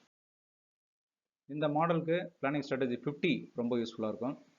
இந்த மாடலில் எப்படின்னாக்கா அந்த சிஸ்டத்தினுடைய இந்த ப்ராடக்ட்னுடைய பிளானை வந்துட்டு நம்ம வந்து பிஆரில் என்டர் பண்ணுவோம், அல்லது பிளானிங் மெட்டீரியல் அப்படின்னு சொல்லி ஒரு கான்செப்டை போட்டு உள்ளே என்டர் பண்ணுவோம். அதில் அதை என்டர் பண்ணுனாக்கா அந்த பிளானிங் மெட்டீரியல் பேஸ் பண்ணி பிளானிங் பிஓஎம் பேஸ் பண்ணி சிஸ்டம் வந்து காம்பனண்ட்டை பிளான் பண்ணோம். பிளானிங் மெட்டீரியல்னா என்ன, பிளானிங் பிஓஎம்னா என்ன, நெக்ஸ்ட்டு எபிசோடில் பார்க்கலாம். இந்த பிளானிங் ஸ்ட்ராட்டஜி 50 வந்து இந்த நம்ம முதலியே காம்பனண்ட்டை பிளான் பண்ணுறதுக்காக புஷ் மாடலாம் யூஸ் ஆகுது. ப்ரொடக்ஷன் வந்துட்டு கஸ்டமர் ஆர்டர் பேஸ் பண்ணி பண்ணுறதுனால புல் மாடலாம் யூஸ் ஆகுது. So it is a very good combination for push pull model. இந்த புஷ் புல் மாடல் தான் இப்போ இருக்கிற சுச்சுவேஷன் ரொம்ப முக்கியமானது. ஏன்னா கஸ்டமர் ரெக்யர்மெண்ட்டில் எப்போ மாறும், எப்படி மாறும், மார்க்கெட் சுச்சுவேஷன் மாறிட்டே இருக்குது. இந்த சுச்சுவேஷனில் ஃபினிஷ் ப்ராடக்ட்லாம் நம்ம ப்ரொடியூஸ் பண்ணி வைக்க முடியாது. அதே சமயத்தில் லீட் டைம் ரொம்ப கம்மியாகவும் எதிர்பார்க்குறாங்க கஸ்டமர்ஸ். அதனால் மேக் டு ஆர்டர் வச்சு புல் மாடலும் பண்ண முடியாது. ஸோ நம்ம காம்பனண்ட்டும் வச்சுக்கணும், தேவையானப்போ ப்ரொடக்ஷனும் பண்ணோம்னாக்கா இந்த mix strategy push and pull follow பண்ணுறதுக்கு ஸ்ட்ராட்டஜி 50 ரொம்ப யூஸ்ஃபுல்லாக இருக்கும். இது எப்படி ஒர்க் பண்ணுது அப்படின்னாக்கா பிளான் வந்து உள்ளே என்டர் பண்ணுறோம், எய்தர் ஃபினிஷ் ப்ராடக்ட் அல்லது இந்த பிளானிங் ஃபேமிலி. அந்த ப்ரொடக்ஷன் ஆஃப் காம்பனன்ட்ஸ் இல்லை சப் அசம்பிளிஸ் வந்து based on this BOM it will be done. அப்புறம் சேல் ஆர்டர் வந்து சிஸ்டமில் கிரியேட் பண்ணுறோம். அந்த சேல் ஆர்டர் கிரியேட் பண்ணோடனே அது போய் என்ன பண்ணுதுனாக்கா சிஸ்டம் இந்த டிமாண்ட் வந்து ரெடியூஸ் பண்ணும். அந்த டிமாண்ட் ரிடக்ஷன் வந்து it is based on the consumption mode. Forward and backward எப்படி டிஃபைன் பண்ணிருக்கோம் அதை பொறுத்து இருக்குது. இந்த ஃபார்வர்ட் அண்ட் பேக்வர்ட் கன்சம்ஷனை பற்றி வரக்கூடிய செஷன்ஸில் பார்க்கலாம். So MTS strategy, make to stock strategy use பண்ணால் என்ன ஆகும், லைக் ஸ்ட்ராட்டஜி 10, 11, 40 யூஸ் பண்ணால் என்ன ஆகும் அப்படின்னாக்கா இந்த மேக் டு ஸ்டாக் ஸ்ட்ராட்டஜிஸ் வந்து இன்னொரு பேர் இருக்குது, புஷ் மாடல்ஸ். இந்த புஷ் மாடல்ஸ் யூஸ் பண்ணும்போது we are producing the stock based on the forecast. எத்தனை ஸ்டாக்கில் வச்சிடறோம் அதை. ஸோ அப்போ என்ன ஆகும், நல்லா சேல்ஸ் ஆச்சுன்னா டக்குன்னு நம்மக்கிட்ட ஸ்டாக் கிட்ட ரெக்கவர் உடனே சேர்த்து வைக்க முடியாது, உடனே ப்ரொடியூஸ் பண்ணி வைக்க முடியாது, ரைட்? அப்படின்னா கஸ்டமர் சர்வீஸ் அஃபெக்ட் ஆகும். பட் நம்ம ப்ரொடியூஸ் பண்ணி வச்சுட்டு சேல் சரியாக போகலன்னு வச்சுங்க, தென் வந்துட்டு இன்வென்ட்ரி அதிகமாகிடும், ரெண்டுமே பிரச்சனை வரும் அதில். ஸோ அதனால் எங்கே ஃப்ளக்சுவேஷன் நிறைய இருக்கும் அங்கே மேக் டு ஸ்டாக் அப்ளை பண்ணது கஷ்டம். ஓரளவுக்கு ஸ்டெடி டிமாண்ட் இருக்குது, ஓரளவுக்கு ரொம்ப ஃப்ளக்சுவேஷன் வேரியேஷன் இல்லாமல் டிமாண்ட் இருக்கிறதுல make to stock strategy use பண்ணலாம், that will be good. But அந்த விதத்தில் 40 வந்து கொஞ்சம் யூஸ்ஃபுல்லாக இருக்கும், ஏன்னா அதில் மேக் டு ஆர்டரும் வரும். சப்போஸ் ஸ்டாக்கு மேலே ஆர்டர் வந்தால் ஆர்டர் வந்து சிஸ்டம் எடுத்துக்கும், அதனால் அது ஓரளவுக்கு ரியாக்ட் பண்ணும். பட் 10 and 11 பியூராக ஸ்டாக்கை பேஸ் பண்ணி ஒர்க் பண்ணும், அதனால் அவங்க வந்து ரொம்ப கேர்ஃபுல்லாக இருக்கணும். அதாவது என்ன டிமாண்ட் மாறுது என்னென்னு அட்ஜஸ்ட் பண்ணிட்டே இருக்கணும் அதில். அதே சமயத்தில் இந்த மேக் டு ஸ்டாக் ஸ்ட்ராட்டஜி வந்து சிஸ்டமில் ஸ்மூத்தான ப்ரொடக்ஷன் இது யூஸ் ஆகும். ஏன்னா கண்டினியூஸாக மிஷின் ஓட்டிகிட்டு இருக்கலாம், ப்ரொடக்ஷன் பண்ணிட்டு இருக்கலாம். அப்போ என்ன எஃபிஷியன்சி நல்லா வரும், கெப்பாசிட்டி நல்லா வரும், காஸ்ட் பர் யூனிட் நல்லா வரும். அப்போ இந்த ஸ்ட்ராட்டஜிஸ் வந்து யூஸ் பண்ணலாம். இன்னொரு பாயிண்ட், ரீஆர்டர் பாயிண்ட் பிளானிங் பண்ணும்போது அது வந்து மேக் டு ஸ்டாக் மாதிரி தான் ஒர்க் பண்ணும்.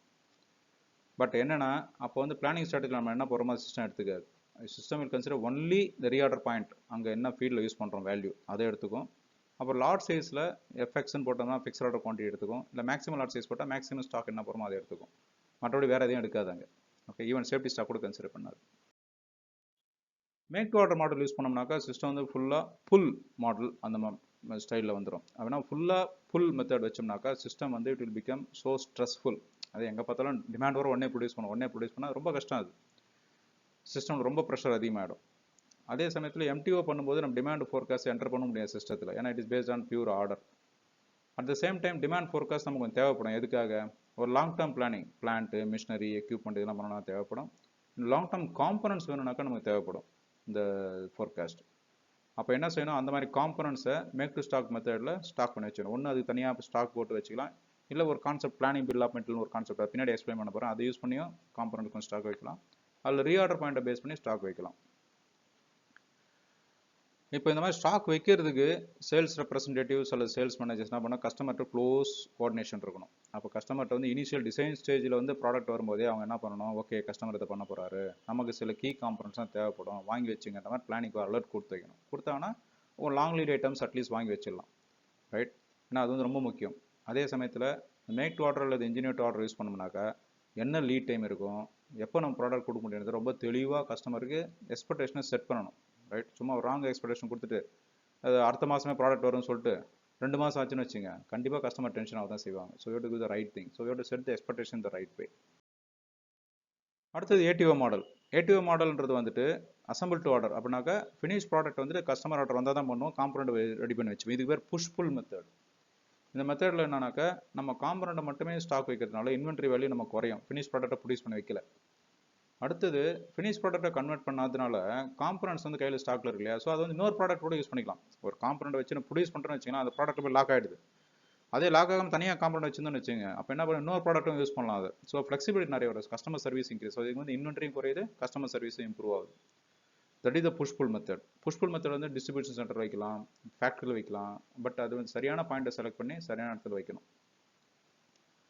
அண்ட் பிளானிங் மெட்டீரியல் வந்து செலக்ட் பண்ணும்போது we have to select the materials in the right way so that they are grouped together.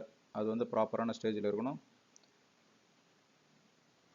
whatever the strategy we are selecting in the system, right, அது வந்துட்டு we should have a complete cost benefit analysis considering the total cost of ownership, tangible and intangible benefits. ஏன்னா what is the target for operations? To maintain customer service and proper inventory level, right? So we should maintain them.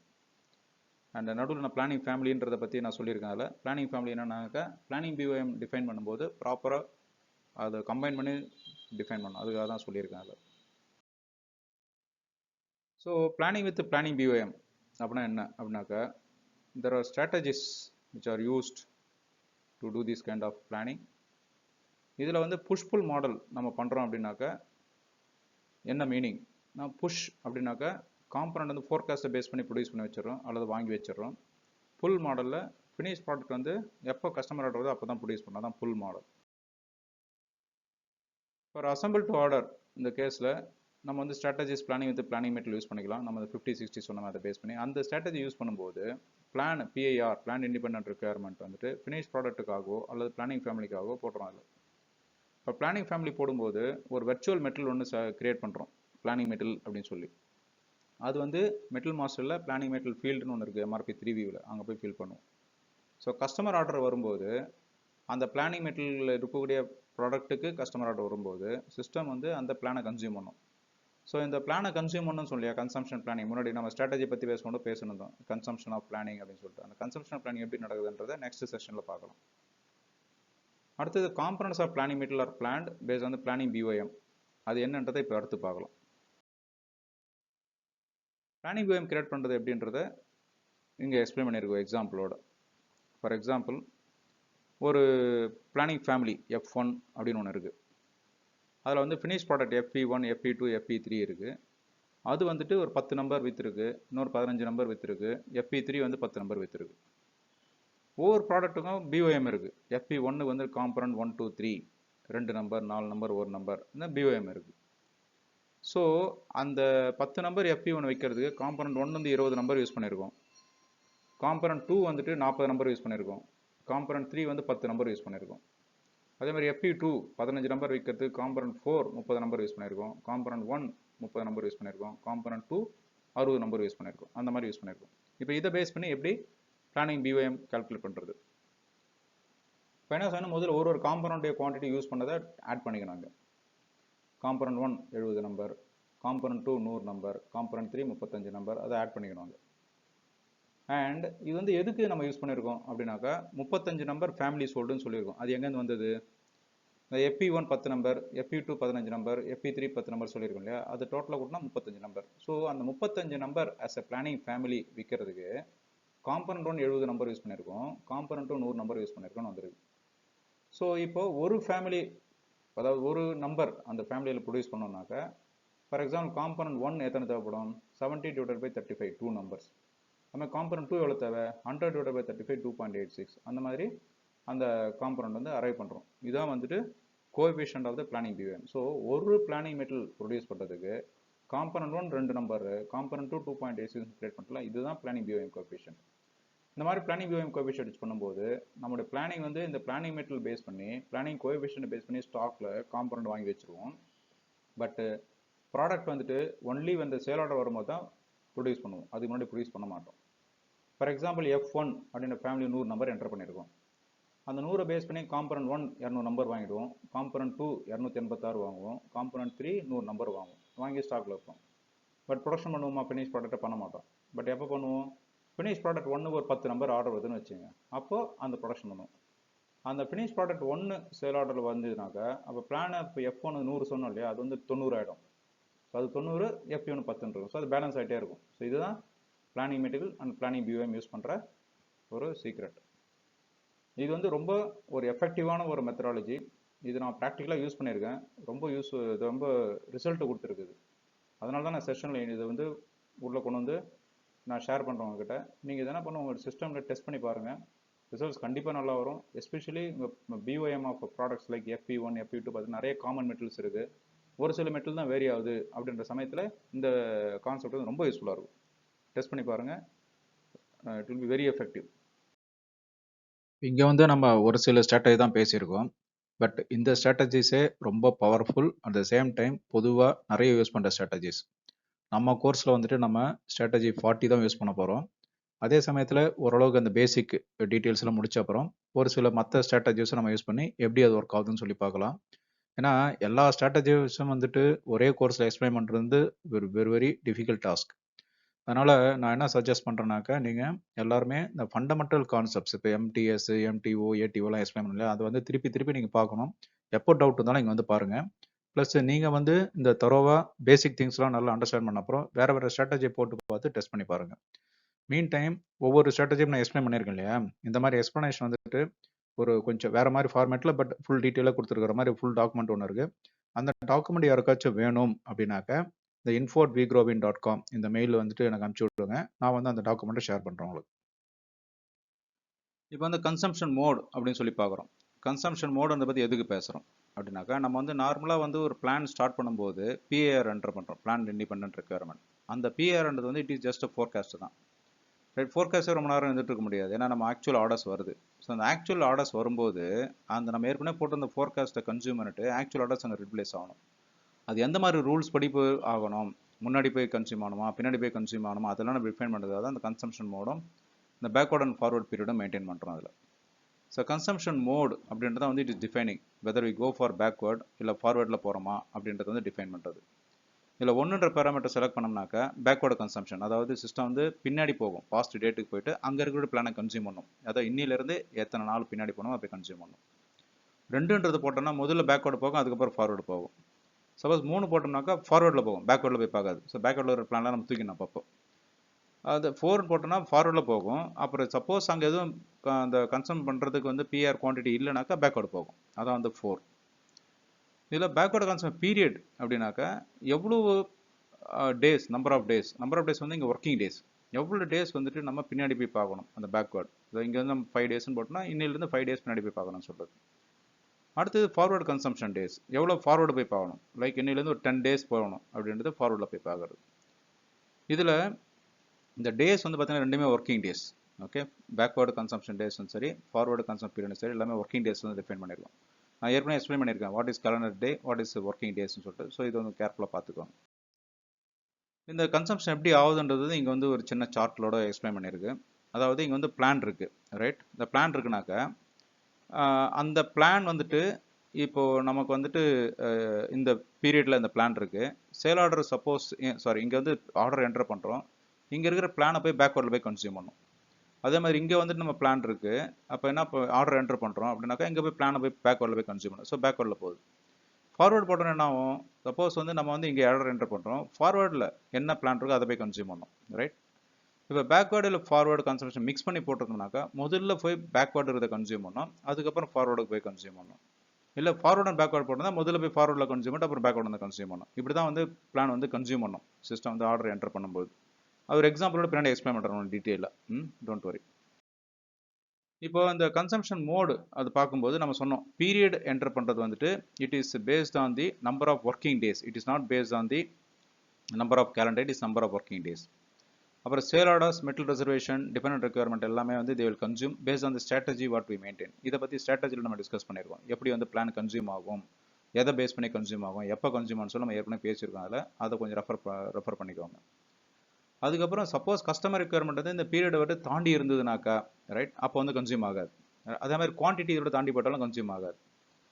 Suppose consumption period maintain பண்ணலனாக்கா அந்த என்ன இருக்கோ அந்த same டேல இருக்கக்கூடிய requirement தான் consume ஆகும்னு சொல்லி இசிசியில் இருக்குது. பட் S4 ஆனால் பார்த்தீங்கன்னாக்கா சப்போஸ் நம்ம எதுவும் மெயின்டைன் பண்ணலனாக்கா அந்த பேக்வேர்டு கன்சம்ஷன் 1 இருக்கு இல்லையா, அதுவும் பேக்வேர்டு பீரியட் 999 இதையும் வந்து சிஸ்டம் அசியூம் பண்ணிக்காங்க. ஸோ அதனால் S4 ஆனால் வந்து அது டிஃபால்ட்டாக இதில் எதுவும் இல்லைனா கூட அதை எடுத்துக்கிற மாதிரி வச்சிருக்காங்க. So anyhow it will consume, right?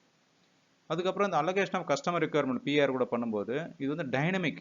அதாவது இப்போ சேல் ஆர்டர் உள்ள வருதுன்னா இமீடியட்டாக போய் பார்க்கும், என்ன இருக்கோ அட்ஜஸ்ட் பண்ணிக்கலாம். அடுத்து சப்போஸ் சேல் ஆர்டர் கேன்சல் பண்ணுறோன்னா அதுக்கேற்ற மாதிரி அட்ஜஸ்ட் பண்ணிக்கும். சேல் ஆர்டர் டேட் மாத்திரம்னா அதுவும் அட்ஜஸ்ட் பண்ணிக்கும். இது டைனமிக்காக போயிட்டே இருக்கும். இப்போ MD04 போய் நீங்கள் பார்த்தீங்கன்னாக்கா ஸ்டாக் மாறிட்டே இருக்கும், பர்ச்சேஸ் ஆர்டர் போட்டால் மாறிட்டே இருக்கிற மாதிரி இந்த பிஆர் வந்து பார்த்தீங்கன்னா டைனமிக்காக மாறிட்டே இருக்கும். ஸோ அதனால் சேல் ஆர்டர்ஸ்லாம் சேஞ்ச் பண்ணும்போதெல்லாம் பார்த்து கேர்ஃபுல்லாக சேஞ்ச் பண்ணாது. அடிக்கடி சேஞ்ச் பண்ணோம்னாக்கா சிஸ்டம் கன்ஃபியூஸ் ஆகும், நம்மளும் கன்ஃபியூஸ் ஆகும். அதனால் அந்த சேஞ்சஸ்லாம் கேர்ஃபுல்லாக தேவையான தான் பண்ணணும், இல்லாட்டி பண்ணக்கூடாது. அது கொஞ்சம் சிஸ்டம் டிசிப்ளின் கொண்டு வரணும். இப்போ நம்ம வந்துட்டு அந்த consumption mode, consumption periods material மாஸ்ல மெயின்டைன் பண்ணலாம் அப்படின்னா கூட சிஸ்டம் என்ன பண்ணணும்னாக்க எம்ஆர்பி குரூப்ல மெயின்டைன் பண்ணிட்டு இருக்கிற பேராமீட்டர்ஸ் போய் எடுத்துக்கும். எம்ஆர்பி குரூப்பை பற்றி நம்ம டிஸ்கஸ் பண்ண ஞாபகம் இருக்கும்னு நினைக்கிறேன். ஒரு சில கண்ட்ரோலிங் பேராமீட்டர்ஸ் நம்ம டிஃபைன் பண்ணுறோம், அப்பார்ட் ஃப்ரம் பிளான்ட் பேராமீட்டர்ஸ் சொல்லியிருந்தோம். அதில் மெயின்டைன் பண்ணி அதை போய் எடுத்துக்கும். சப்போஸ் மெட்டல் மாஸ்லையும் டிஃபைன் பண்ணல, அந்த மெட்டல் குரூப்லையும் டிஃபைன் பண்ணல, அதாவது எம்ஆர்பி குரூப்லையும் டிஃபைன் பண்ணல அப்படின்னாக்கா சிஸ்டம் என்ன பண்ணும், இது பிளாங்காக இருந்தால் கூட அது வந்து consumption mode 1 backward consumption achieve பண்ணிக்கும். அண்ட் பேக்வேர்டு கன்சம்ஷன் பீரியட் 999 நாட்களும் எடுத்துக்கும். அதாவது என்ன அர்த்தம்னாக்க பிஏஆர் கன்சம்ஷன் நீங்கள் மோடு போட்டாலும் போடலைனாலும் பேக்வேர்ட்ஸில் போயிட்டு 999 டேஸ்க்கு டிஃபால்ட்டாக எடுத்துக்கும். இதை வந்து கண்டிப்பாக நோட் பண்ண வேண்டிய ஒரு பாயிண்ட். இது முக்கியமான பாயிண்ட். அது வந்து எக்ஸாம்பிளோட பார்ப்போம். அந்த கன்சம்ஷன் மோடு எப்படி நடக்குதுன்னு ஒரு எக்ஸாம்பிள் பார்க்கலாங்க. இங்கே வந்து ஒரு மெட்டீரியல், அந்த மெட்டீரியலுடைய கன்சம்ஷன் மோடு வந்து பேக்வேர்ட் ஃபார்வர்ட் 2 செலக்ட் பண்ணியிருக்கு. அதனுடைய ஃபார்வர்டு கன்சம்ஷன் பீரியட் வந்து 10 டேஸ் இருக்குது, பேக்வேர்டு கன்சம்ஷன் பீரியட் வந்து 10 டேஸ் இருக்குது, ரைட்? இதனுடைய வீக் வந்து ஒரு 10 வாரத்துக்கு பிளான் போட்டிருக்கோம், 5 நம்பர். இப்போ என்ன நடக்குதுன்னு பார்ப்போம். சப்போஸ் வந்து நம்ம வந்து வீக் 4ல் இருக்கோம். வீக் 4ல் இருக்கிறோம், ஃபர்ஸ்ட் ஆர்டர் போடுறோம் 5 நம்பர், அந்த வீக் 4 ரெக்வஸ்ட் டேட் போடுறோம். அப்போ என்ன இங்கே பிளான் வந்து 5 நம்பர் கன்சியூம் பண்ணிட்டு சேல் ஆர்டர் போய் உள்ளே உட்காந்துருது, ரிமைனிங் பிளான் வந்து 0. ஆர்டர் 2 போடுறோம், அதுவும் பார்த்தீங்கன்னா அதே வீக் 4ல் போட்டிருக்கோம். எகைன் அது என்ன பண்ணோம், பேக்வேர்டு போகுது. ஏன்னா இது பேக்வேர்டு தென் ஃபார்வர்ட் இல்லையா, அதனால பேக்வேர்டு போய் 5 கன்சியூம் ஆனது, அங்கே வந்து 0 ஆகிடுது. இந்த ஆர்டர் போய் அந்த பிளான் வந்து கன்சியூம் பண்ணிருச்சாங்க. பட் இந்த ஆர்டருடைய ரிக்வஸ்ட் டேட் வீக் 4 தான். அடுத்து இன்னொரு பார்த்தீங்கன்னாக்கா அடுத்த ஆர்டர் போகிறோம், ஆர்டர் 3, அதுவும் பேக்வர்டு போகுது. ஏன்னா 10 நாள் நம்ம கொடுத்துருக்கோம் டைம், அதனால் அது வீக் 2 போய் கன்சியூம் பண்ணுதாங்க, ரைட். தென் ஃபார்வர்டு அடுத்த ஆர்டர் போடும்போது என்ன ஆகும், பேக்வர்டு முடிஞ்சு போச்சு பீரியட். அப்போ என்ன பண்ண, ஃபார்வர்டு போக ஆரம்பிது. ஸோ நெக்ஸ்ட் வீக் பிளான் நம்ம கன்சியூம் பண்ணது. இன்னொரு ஆர்டர் என்டர் பண்ணுறோம், ஆர்டர் 5 பண்ணும்போது என்ன ஆகும், எகைன் ஏன்னா 10 days ஃபார்வர்டு கொடுத்துருக்கோம் இல்லையா, பிளானை போய் பார்க்குதாங்க, இருந்தால் அதையும் கன்சியூம் பண்ணுது. ஸோ இந்த வீக் 4 ரிக்வஸ்ட் டேட்லேயே நீங்கள் 5 ஆர்டர் போட்டிங்கனாக்கா பேக்வேர்டு ஃபார்வர்டு ரெண்டுத்தையும் போய் சிஸ்டம் பார்த்து கன்சியூம் பண்ணிக்கிட்டாங்க, ரைட்லாம். இதுதான் வந்து இதில் இருக்கக்கூடிய அந்த பேக்வேர்டுனா என்ன, ஃபார்வர்டு என்னன்றது. இது எப்படி கன்சியூம் ஆகுது என்னன்றது நீங்கள் வந்து ஒரு உங்களுடைய சேல்ஸ் கொலீக் அவங்க கூட சேர்ந்து ஆர்டரை நம்ம ப்ராக்டிஸ் பண்ணி பார்த்தீங்கன்னாக்கா இன்னும் கிளாரிட்டி உங்களுக்கு கிடைக்கும் அதில். மீன்வைல் நம்ம ஒரு ஆர்டர் என்டர் பண்ணுறோம், அது பண்ணும்போது என்ன ஆச்சுனாக்கா பேக்வேர்டு ஃபார்வர்டு ரெண்டு பீரியட்லையுமே எல்லாத்தையும் கன்சியூம் பண்ணிட்டோம் 10 நாள். இன்னும் நம்ம ஃபர்தராக போட்டோம்னாக்கா பீரியட் பகுதி எங்கே கன்சியூம் பண்ணுறது இல்லை, அதனால் கன்சம்ஷனே ஆகாது, ரைட்டுங்களா. அதனால் நம்ம சேல் ஆர்டர் வந்து உங்களுக்கு கன்சம்ஷன் எல்லாம் போய் நிற்கும், ஆர்டர் வந்து கன்ஃபார்ம் ஆகாது. ப்ளஸ் ஆர்டர் கன்ஃபர்மேஷன், ஏடிபி, இதெல்லாம் டிஃப்ரெண்ட் டாபிக். அது வந்து பின்னாடி நம்ம பார்ப்போம், எப்படி ஏடிபி நடக்குதுன்னு பார்க்கலாம், நாங்கள் டிஸ்கஸ் பண்ணலாம். இப்போதைக்கு நம்ம கன்சம்ஷன் பற்றி தான் பேசிகிட்டு இருக்கோம், ரைட்டுங்களா. I think it is clear now. இப்போது நம்ம வந்து பிளானிங் மெட்டீரியல் பற்றி பேச போகிறோம். ஸோ பிளானிங் மெட்டீரியல் பேசும்போது எதுக்காக பேசணும் அப்படின்னா, சப்போஸ் வந்து ஒரு நிறைய ப்ராடக்ட் வந்து ஒரு குரூப்பாக இருக்குது, அப்படி இருக்கும்போது இண்டிவிஜுவல் ஒரு எஸ்கையும் பிளான் பண்ணுறது வந்து ரொம்ப கஷ்டமாக இருக்கும். அப்போ வந்து பிளானிங் மெட்டீரியல்ன்ற கான்செப்டை யூஸ் பண்ணி நம்ம பிளான் பண்ணலாம். இது வந்து ஒரு வே பிளானிங் மெட்டீரியல் யூஸ் பண்ணுறது. Different ways are there to use this planning material. But இது வந்து ஒரு வழி. அதாவது ஒரு குரூப் ஆஃப் ப்ராடக்ட்டில் நிறைய எஸ்கே இருக்குன்னா அது எப்படி பிளான் பண்ணுறதுனா பிளானிங் மெட்டீரியல் கான்செப்ட் வச்சு யூஸ் பண்ணலாம். எங்கள் எக்ஸாம்பிள் பார்த்தோன்னா டூத் பேஸ்ட். ஒரு டூத் பேஸ்ட் எடுத்தோம்னாக்கா அதில் டிஃப்ரெண்ட் எஸ்கேஸ் இருக்கும். TP1 அப்படின்னாக்கா டூத் பேஸ்ட் 50 grams, TP2 அப்படின்னு ஒரு எஸ்கே இருக்கும் 100 grams, TP3 150 grams, டிஃப்ரெண்ட் சைஸஸில் இருக்கும். நம்ம சேல்ஸ் வந்து மேபி அவங்க வந்து இண்டிவிஜுவல் 50 gram 100 gram வந்து ஒரு பிளானாக கொடுக்க முடியாது அவங்களால. அவங்க என்ன பண்ணுவாங்க, மொத்தமாக டூத் பேஸ்ட் இந்த மாதம் நான் 1 டன் விற்க போகிறேன், 2 டன் விற்க போகிறேன்னு சொல்லி பிளான் கொடுப்பாங்க. அப்போ என்ன செய்யலாம், நம்ம வந்து இந்த பிளானிங் மெட்டீரியல்ன்ற கான்செப்ட் வச்சு இந்த 3 எஸ்கே இருக்கு இல்லையா, TP1, TP2, TP3, இது மூணுத்தையும் சேர்த்து TP அப்படின்னு ஒரு டூத் பேஸ்ட் அப்படின்னு ஒரு புதுசாக ஒரு பிளானிங் மெட்டீரியல் ஒன்று கிரியேட் பண்ணி அந்த மெட்டீரியல் வந்துட்டு இது கூட லிங்க் பண்ணிட்டு பிளான் ஆஃப் ரா மெட்டீரியல் எல்லாமே TP வச்சு பண்ணுவோம். அந்த பேக்கேஜிங் மெட்டீரியல்லாம் TP1, TP2, TP3 வச்சு பிளான் பண்ணுவோம். அதுதான் வந்து இந்த பிளானிங் மெட்டீரியல் கான்செப்ட் யூஸ் பண்ணுறது. எகைன் சொல்கிறேன், இது வந்து ஒரு வழி, இது ஒன் ஆஃப் த மெத்தட்ஸ் இந்த பிளானிங் மெட்டீரியல் யூஸ் பண்ணுறதுக்கு. டிஃப்ரெண்ட் வழிகள் இருக்குது, பட் இது கொஞ்சம் சிம்பிளாக புரியறதுக்காக நான் இந்த எக்ஸாம்பிள் எடுத்து எக்ஸ்பிளைன் பண்ணுறேன். ஸோ பிளானிங் மெட்டீரியல் அப்படின்றது பார்த்தீங்கன்னா MRP3 வியூவில் இருக்குது. ஸோ பிளானிங் மெட்டீரியல் வந்து ஆக்சுவலாக ஒரு வர்ச்சுவல் மெட்டீரியல், ஆக்சுவல் மெட்டீரியல் கிடையாது.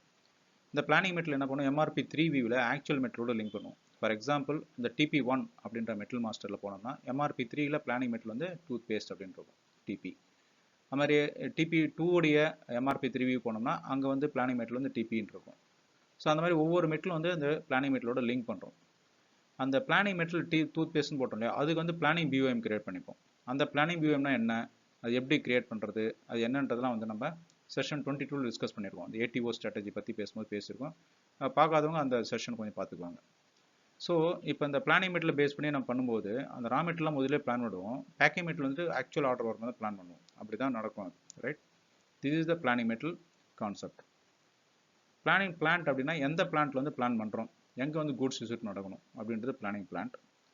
பிளானிங் கன்வர்ஷன் ஃபேக்டர் அப்படின்னாக்கா நம்ம யூஸ் பண்ண ஆக்சுவல் மெட்டீரியல் அந்த TP1, TP2, TP3 அதனோட யூனிட் ஆஃப் மெஷர்மெண்ட்டும் நம்ம யூஸ் பண்ணுற planning material virtual material use பண்ணல அதனோட யூனிட் ஆஃப் மெஷர்மெண்ட் வேறு இருந்ததுனாக்கா, அதாவது 1.5 மடங்கு இருக்குது, 2 மடங்கு இருக்குது, அந்த மாதிரிலாம் இருந்ததுனாக்கா அப்போ இந்த கன்வர்ஷன் ஃபேக்டர் யூஸ் பண்ணிக்கலாம். இல்லாதப்போ பிளாங்க் அவுட்னா சிஸ்டம் ஒன்றுன்னு அசியூம் பண்ணிக்கும் அது, அதனால் அது ஒன்றும் பிரச்சனை இல்லை. இப்போ நம்ம எக்ஸாம்பிள் திருப்பி வரோம்னாக்கா இந்த TP1, TP2, TP3 மூணுமே எஸ்கேயும் ஒரே பிளானிங் மெட்டீரியல் லிங்க் ஆயிருக்கு த்ரூ MRP3யில், ரைட். அதாவது TP1 MRP3 பண்ணாலும் பிளானிங் மெட்டீரியல் டூத் பேஸ்ட் இருக்கும், TP2 MRP3 பண்ணாலும் பிளானிங் மெட்டீரியல் வந்து டூத் பேஸ்ட்னு இருக்கும். அதில் இப்போ என்ன பண்ணுவோம், நம்ம பிளானிங் மெட்டீரியல் டூத் பேஸ்ட் அப்படின்ற வர்ச்சுவல் மெட்டீரியலுக்கு ஒரு பிளானிங் பில் ஆஃப் மெட்டீரியல் ஒன்று கிரியேட் பண்ணுவோம். அதில் வந்து ஃப்ளூரைட், அப்ரேசிவ், இந்த ரா மெட்டீரியல் ஏதாவது இந்த எந்த டூத் பேஸ்ட் எடுத்தாலும் அதில் இதெல்லாம் பேசிக்காக பேஸ்ட் இருக்கும் அதில், ரைட்டா.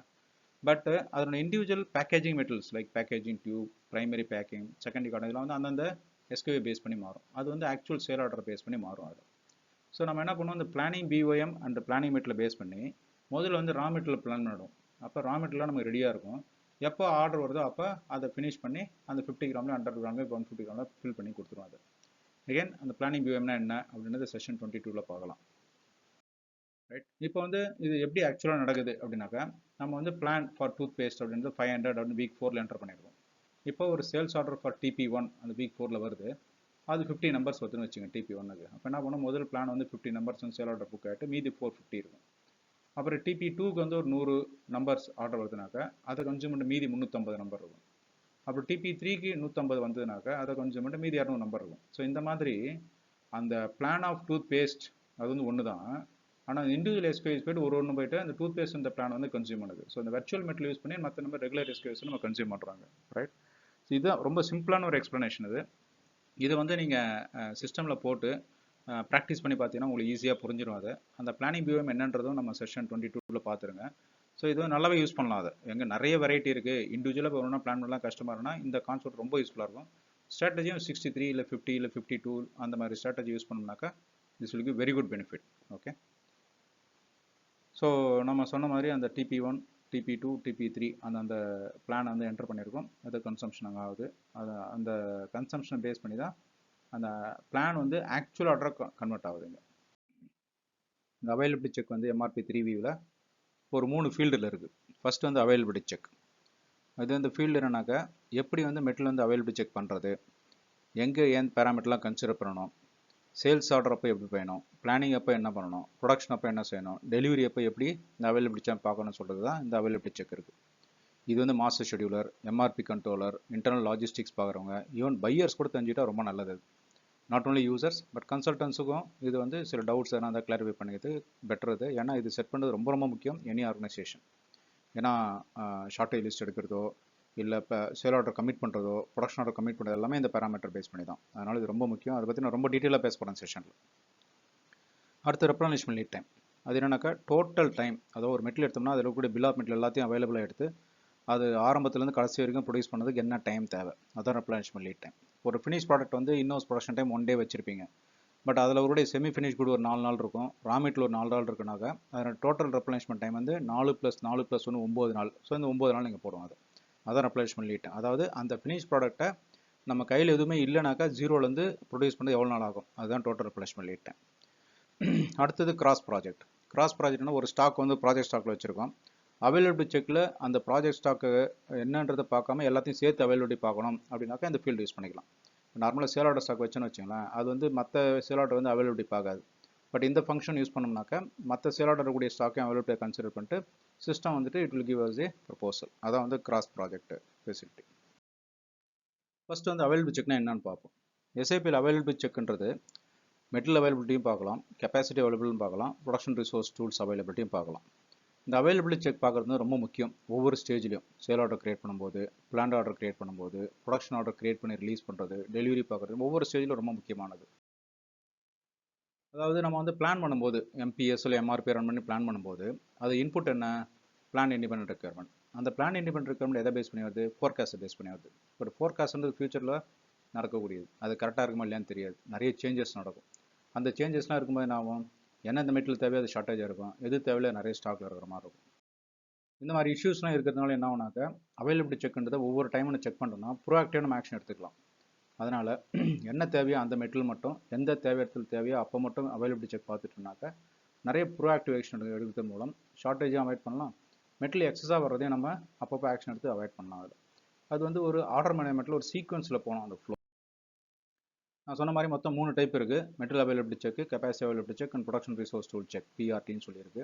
இந்த அவைலபிலிட்டி செக் வந்து மேனுவலாக சில டிரான்சாக்ஷன் வச்சு பண்ணலாம், அல்லது கஸ்டமைசேஷன் அதை கான்ஃபிகரேஷனில் நம்ம செட் பண்ணி ஆட்டோமேட்டிக்காக சிஸ்டம் அந்த மாதிரி வைக்கலாம். அதில் முதல்ல மெட்டீரியல் அவைலபிலிட்டி செக் பார்ப்போம். அந்த ஆர்டர் வைஸ் பார்க்குறோன்னு சொன்னோம் இல்லையா, அதில் வந்து for example sales order create பண்ணும்போது என்னென்னலாம் பார்க்கணும், பிளான் ஆர்டர் பார்க்கும்போது என்னென்னலாம் செக் பண்ணணும், ப்ரொடக்ஷன் ஆர்டர் கிரியேட் பண்ணும்போது என்னென்ன பார்க்கணும், அந்த மாதிரி வந்து ஒன்றுக்கும் செட் பண்ணலாம்.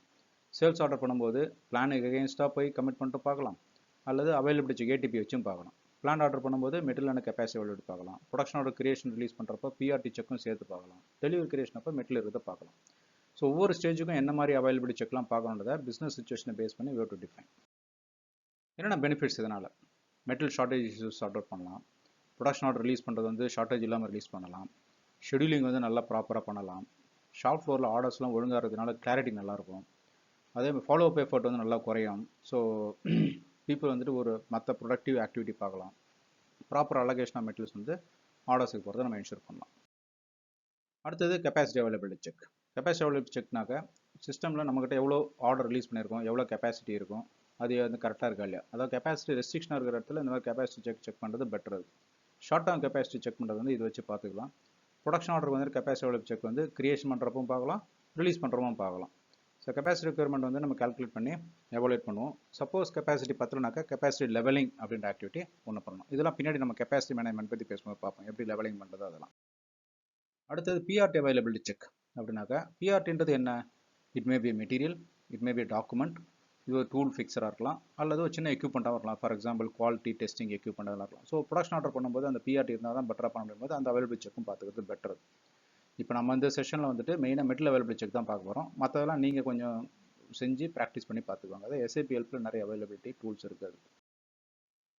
மெட்டல் அவைலபிலிட்டி செக் வந்து பார்த்தீங்கன்னாக்கா மொத்தமாக வந்து இன்கமிங் மெட்டல் என்ன, அதை இன்வெர்ட் மூமெண்ட்ஸ், அதான் ஃபியூச்சர் சப்ளை, எக்ஸ்பெக்டட் சப்ளை என்ன, வேறு ரெக்குயர்மெண்ட் என்ன இருக்குது, அதாவது எக்ஸ்பெக்டட் அவுட்வேர்ட்ஸ் என்ன இருக்குது, கையில் என்ன ஸ்டாக் இருக்குது, இது மூணுத்தையும் பேலன்ஸ் பண்ணி பண்ணுறது தான் அவைலபிலிட்டி செக். இது இல்லாமல் கூட பீரியட், அந்த ரெப்ளேஸ்மெண்ட் லீட் டைம் பீரியட் வந்து அதுக்குள்ளே வரும்போது இதெல்லாம் செக் பண்ணணும். அதுக்கு மேலே போச்சுனாக்கா, அந்த பீரியடுக்கு மேலே போச்சுன்னா ரெப்ளேஸ்மெண்ட் பேஸ் பண்ணி கமிட் பண்ணலாமா இல்லையா அப்படின்றத வந்து இந்த அவைலபிலிட்டி செக் செட்டிங்ஸ் வைக்கக்கூடிய ஒரு முக்கியமான செட்டிங்ஸ். இந்த செட்டிங்ஸ் எப்படி இருக்கும் அப்படின்னா, S4 HANA அந்த 1709 இந்த மாதிரி இருக்கும் செட்டிங்ஸ். அதாவது stock, safety stock, stock in transfer, quality inspection stock, block stock அதெல்லாம் இருக்கும். ஃபியூச்சர் சப்ளை என்னென்னு கிளியராக டிஃபைன் பண்ணி வச்சிருக்காங்க அதில். அதே மாதிரி ஃபியூச்சர் ரெக்யர்மெண்ட்ஸ் என்னென்றது கிளியராக இருக்குது. அது இல்லாமல் டிலேடு சப்ளை, டிலே ஆச்சுன்னா என்ன செய்யலாம். அடுத்தது ரெப்ளனிஷ்மெண்ட் லீட் டைம் இருக்கிறதா இல்லையா. அடுத்து வந்து ஸ்பெஷல் சினாரியோஸ் இருக்கிறதா இல்லையாண்டா பார்க்கலாம் அது. ஸோ இதெல்லாம் வந்துட்டு you can define in the availability check parameters. விசிஸ்லையும் அல்லது 1610 S4 HANAலையும் பார்த்தீங்கன்னா ஸ்க்ரீன் வந்து எந்த மாதிரி இருக்கும். இது என்னன்னா கொஞ்சம் கிளாரிட்டி கம்மியாக இருக்கிற மாதிரி இருக்கும். ஃபார் எக்ஸாம்பிள் இந்த இன்வெர்ட் அவுட்புட்லாம் பார்த்தீங்கன்னா ஒன்றா சேர்த்து ஒன்றா கொடுத்துருக்காங்க. பட் கண்டென்ட் அதே தான், அங்கே என்ன இருந்துச்சோ அதே தான். உங்களுக்கு வேணும்னா நீங்கள் முன்னாடி ஸ்க்ரீனை பார்த்து கூட கம்பேர் பண்ணி இங்கே வந்து கிளியராக பார்த்துக்கலாம். சப்போஸ் ECC 1610 யூஸ் பண்ணுறீங்கன்னாக்கா. மற்றபடி கான்செப்ட் அதே தான். ரெண்டுத்துலையுமே வந்து கஸ்டமைசேஷன் வந்து இந்த மெனு பார்த்து கொடுத்துருக்க பாருங்க, அது வழியாக போய் தான் அதை கான்ஃபிகர் பண்ணணும். ட்ரான்சாக்ஷன் வந்து OPJJ. ஓகே. ஸ்டாக்ஸில் என்னென்ன கன்சிடர் பண்ணுறோம். ஸ்டாக்ல பார்த்தீங்கன்னா சேஃப்டி ஸ்டாக் வந்து நம்ம கன்சிடர் பண்ணணுமா இல்லையா. சேஃப்டி ஸ்டாக்னா என்ன? To avoid any stock out because of fluctuation demand and supply, அதுக்காக என்ன சேஃப்டி ஸ்டாக், அதை வந்து அவைலபிலிட்டி பார்க்குறதா இல்லையா.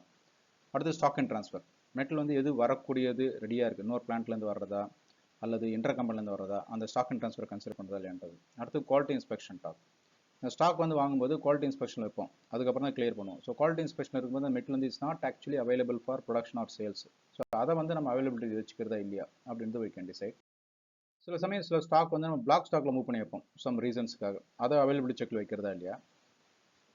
அதே மாதிரி சில ஸ்டாக் வந்து பார்த்தோம்னாக்கா ரெஸ்ட்ரிக்டட் யூஸ் ஸ்டாக் மூவ் பண்ணி வச்சிருப்போம், அதுவும் சம் ரீசன்ஸ் இருக்கும். அப்போ அதை வந்து அவைலபிலிட்டி செக்ல வச்சுக்கிறதா இல்லையா, அதுவும் வந்துட்டு அவைலபிலிட்டி செக் பாராமீட்டர் கன்சிடர் பண்ணலாம். அடுத்தது சப்கான்ட்ராக்டிங்ல சில ஸ்டாக் கொடுத்து வச்சிருக்கோம், அதை அவைலபிலிட்டி செக்ல பார்க்கறதா இல்லையா. இது எல்லாமே வந்து நம்ம டிஃபைன் பண்ணி வச்சுக்கலாம். இந்த ஸ்டாக்லாம் கன்சிடர் பண்ணோம், இந்த ஸ்டாக்லாம் கன்சிடர் பண்ணக்கூடாதுன்னு நம்மளுடைய காமிச்சின ஸ்க்ரீன்ஷாட்டில் அந்த ஏற்ற மாதிரி கன்சிடர் பண்ணி வச்சிருக்கோம். அடுத்தது ஃபியூச்சர் சப்ளைஸ். ஃபியூச்சர் சப்ளை பார்த்தீங்கன்னா பர்ச்சேஸ் மூலமாக வரும், ப்ரொடக்ஷன் மூலமாக வரும். பர்ச்சேஸ் மூலமாக வரது என்ன இருக்குது, பர்ச்சேஸ் ரிக்வெஷன், பர்ச்சேஸ் ஆர்டர்ஸ். பர்ச்சேஸ் ரிக்வெஷன் அப்படின்றது ஒரு பிளான், பிஆர்ன்றது ஒரு பிளான் வரும். பர்ச்சேஸ் ஆர்டர்ன்றது கன்ஃபார்ம்டு ஆர்டர், நம்ம ரிலீஸ் பண்ணியாச்சு, கண்டிப்பாக வரப்போகுது. இது ரெண்டும் உள்ள வரும். இதில் ஏன் அந்த பிளான்டு அண்ட் கன்ஃபார்ம்டு சொல்கிறனாக்க, சில கம்பெனியில் வந்து இந்த கன்ஃபார்ம்டாக ஆர்டர் மட்டும் தான் அவைலபிலிட்டி பார்ப்போம் அப்படின்ற மாதிரி வைப்பாங்க. ஸோ அப்போ வந்து அதை மட்டும் வைக்கலாம். இது வந்து கண்டிப்பாக ரிலீஸ் பண்ணியாச்சு, வரப்போகுது. பட் பிஆர்ன்றது நெக்ஸ்ட் டைம் வந்து மாறலாம், அதை வச்சு நான் அவைலபிலிட்டி செக் பார்க்கக்கூடாதுன்னா அதை ரிமூவ் பண்ணிக்கலாம். ரைட், அதுதான். அதனால தான் நான் வந்து நீங்கள் இண்டிகேட் பண்ணிடுறேன் எது பிளான்டு எது கன்ஃபார்ம்டுன்றது. அடுத்தது ப்ரொடக்ஷன்லேருந்து வரக்கூடிய ரிசிப்ட் என்ன, பிளான் ஆர்டர் மூலமாக வரும் அல்லது ப்ரொடக்ஷன் ஆர்டர் மூலமாக வரும். எகைன் பிளான் ஆர்டர் வந்து ஒரு பிளான் ரிசிப்ட், ப்ரொடக்ஷன் ஆர்டர்ன்றது கன்ஃபார்ம்டு ரிசிப்ட். ரைட், இதுதான் வரப்போகுதுன்றது. இதுலேயும் வந்து நம்ம பிளான் ஆர்டர் பேஸ் பண்ணி கமிட் பண்ணலாமா இல்லையா, ப்ரொடக்ஷன் ஆர்டர் பேஸ் பண்ணி கமிட் பண்ணலாமா இல்லையான்றதை இங்கே பார்க்குறோம். அடுத்தது ரெக்யர்மெண்ட்ஸ், அதாவது என்னென்ன வேணும், outward movements. Sales order requirement இருக்கும், அது கன்ஃபார்ம்டாக ரெக்யர்மெண்ட். டெலிவரி கிரியேட் பண்ணியிருப்பாங்க, அது ரெக்யர்மெண்ட் இருக்கும், தட் இஸ் கன்ஃபார்ம்டு ரெக்யர்மெண்ட். அடுத்து ஸ்டாக் ட்ரான்ஸ்ஃபர் ரெக்யர்மெண்ட். இதில் வந்து ஸ்டாக் ட்ரான்ஸ்ஃபர் ஆர்டர் இருக்கலாம், ஸ்டாக் ட்ரான்ஸ்ஃபர் ரெக்வெஸ்ட் இருக்கலாம். ஸ்டாக் ட்ரான்ஸ்ஃபர் ஆர்டர் வந்து கன்ஃபார்ம் ரெக்யர்மெண்ட், ஸ்டாக் ட்ரான்ஸ்ஃபர் ரெக்வெஸ்ட்ன்றது பிளான் ரெக்யர்மெண்ட். ரைட், அதுக்கேற்ற மாதிரி we can define it. அடுத்தது ரிசர்வேஷன். சில சமயம் வந்து சில ரிசர்வேஷன் கிரியேட் பண்ணியிருப்பாங்க. ஃபார் எக்ஸாம்பிள் ஒரு ரிசர்ச் அண்ட் டெவலப்மெண்ட்டுக்காக மெட்டீரியல் வேணும்னு சொல்லி ரிசர்வ் பண்ணியிருப்பாங்க, அல்லது VMI ப்ராசஸ்க்காக ரிசர்வ் பண்ணியிருப்பாங்க, இன்ஸ்பெக்ஷனுக்காக ரிசர்வ் பண்ணியிருப்பாங்க. அந்த மாதிரி வைக்கும்போது அதை வந்து அவைலபிலிட்டி செக்ல பண்ணுறதா இல்லையா. Dependent parameters, dependent requirements, plan ஆர்டர்லேயே சப்கான்ட்ராக்டிங் பர்ச்சேஸ் ஆர்டர் ரெக்வெஸ்ட்லேயே வரக்கூடிய பேராமீட்டர்ஸ் வந்து கன்சிடர் பண்ணுறதா இல்லையா. Again plan requirement. And then dependent reservations. இது எப்படின்னாக்கா ஒரு ப்ரொடக்ஷன் ஆர்டருக்கோ இல்லை சப்கான்ட்ராக்டிங் பர்ச்சேஸ் ஆர்டர்ஸ்க்கோ அல்லது சேல் ஆர்டர் பிஎம்கே ரெக்யர்மெண்ட், இது வந்து கன்ஃபார்ம்டு ரெக்யர்மெண்ட். ஸோ இதான் இது வந்து பிளான் ரெக்யர்மெண்ட் தான் சிஸ்டத்துக்கு ஸ்டாக் ரிசர்வ் பண்ணுறதா அல்லது கன்ஃபார்ம்டு ஆர்டருக்கும் சேர்த்து பண்ணணுமா, இப்போ கன்ஃபார்ம் ஆர்டருக்கு மட்டும் பண்ணுறதா இல்லை பிளான்ட்டுக்கு சேர்த்து பண்ணணுமான்றதா இதெல்லாம் இங்கே டிஃபைன் பண்ணலாம். ரைட், ஸோ எந்த அளவுக்கு நம்ம ஒரு ஃப்ளெக்சிபிளாக வைக்கலாம், எந்த அளவுக்கு ஸ்ட்ரிக்டாக வைக்கலான்றதெல்லாம் இதை பேஸ் பண்ணி டிஃபைன் பண்ணணும். அடுத்த main parameter replenishment lead time. Replenishment lead time நம்ம பார்த்தோம். ஓவரால் லீட் டைம் வந்து என்ன இருக்குன்றது. இந்த ரெப்ளனிஷ்மெண்ட் லீட் டைம் இங்கே செட் பண்ணுறது என்னன்னாக்கா, அந்த ரெப்ளனிஷ்மெண்ட் லீட் டைமுக்குள்ள சிஸ்டம் வந்துட்டு அந்த நம்ம இப்போ சொன்னோம் இல்லையா, ஸ்டாக்கு இன்வெர்ட் அவுட்டோடலாம் பார்க்கும். ரெப்ளனிஷ்மெண்ட் டைம் மேலே போச்சுனாக்கா அப்போ வந்துட்டு ரெப்ளனிஷ்மெண்ட் லீட் டைம் பேஸ் பண்ணி கன்ஃபார்ம் பண்ணலாமா இல்லையா. ஃபார் எக்ஸாம்பிள் 120 நாள் கொடுத்துறீங்க. 120 நாளுக்குள்ளே பார்க்கும்போது சிஸ்டம் மற்ற பேராமீட்டர்லாம் பார்த்துருக்கோம். சப்போஸ் அதுக்குள்ளே மெட்டீரியல் அவைலபிலிட்டினா 121 நாள் கமிட்மெண்ட்டாக கொடுக்கும். அந்த மாதிரி கொடுக்குறத கொடுக்கலாமா வேண்டாமாட்டதான் இந்த ஃபீல்டு. அந்த ரெப்ளனிஷ்மெண்ட் லீட் டைம்ன்றது சிஸ்டம் எப்படி எடுத்துக்கும். இப்போ ப்ரொடக்ஷன் ஐட்டத்துக்கு MRP 3 வியூவில் போய் பார்க்கும், அந்த பேராமீட்டர் டிஃபைன் பண்ணியிருக்கான்ட்டு இருந்துச்சுன்னா அது எடுத்துக்கும். இல்லைன்னா என்ன பண்ணுவோம், ஒரு ஷெட்யூலிங் வியூ போகும். அங்கே இந்த setup time, inter operation time, processing time இதெல்லாம் இருக்கான்னு பார்க்கும். ப்ளஸ் MRP 2ல் அந்த GR ப்ராசஸிங் டைம் இருக்கு இல்லையா, அதை போய் பார்க்கும். அது ரெண்டுத்தையும் கூட்டி அதை எடுத்துக்கும். சப்போஸ் ஒரு ஷெட்யூலிங் டீட்டெயில் இல்லை அப்படின்னா என்ன பண்ணும், MRP 2ல் இன்னோஸ் ப்ரொடக்ஷன் டைம் போட்டிருப்போம், GR ப்ராசஸிங் டைம் போட்டு அதை எடுத்துக்கும். அதில் இது எல்லாத்தையும் எடுத்துட்டு தான் சிஸ்டம் வந்து considers replenishment lead time for production items. Purchase ஐட்டத்துக்கு MRP 3ல் கொடுக்குறீங்களா இல்லையோ அதை பற்றி சிஸ்டம் பார்க்காது. இது வந்து பிளான் டெலிவரி லீட் டைமையும் ப்ளஸ் GR ப்ராசஸிங் டைம் ரெண்டுத்தையும் ஆட் பண்ணி எடுத்துக்கும். ஸோ இந்த நம்ம கான்ஃபிகரேஷன் செட்டிங்ஸ் காமிச்சோம் இல்லையா, இதில் டிக்கு போட்டோம்னாக்கா சிஸ்டம் வந்து ரெப்ளனிஷ்மெண்ட் லீட் டைம் கமிட்மெண்ட் கொடுக்காது. டிக்கு எடுத்து விட்டோம்னாக்கா அந்த பீரியடுக்கு அப்புறமா அல்லது மெட்டீரியல் இல்லைனாக்கா 120 டேஸ்னா 120 டேஸ் பேஸ் பண்ணி கமிட்மெண்ட் கொடுக்கும். ரைட், இது வந்து கொஞ்சம் கன்ஃபியூஷன் இருக்கும். டிக்கு போட்டால் என்னாகும், போடல என்னாகும்ட்டு இது நீங்களே ப்ராக்டிஸ் பண்ணி பார்த்தீங்கன்னா கிளியராக இருக்கும். பட் நான் இங்கே எக்ஸ்பிளைன் பண்ணிடுறத பார்த்தீங்கனாலே முதல்ல தியரட்டிக்கலாக புரிஞ்சுப்பீங்க. ப்ராக்டிக்கலாக நீங்கள் ஒரு தடவை போட்டு பார்த்தீங்கன்னா பெட்டராக இருக்கும்.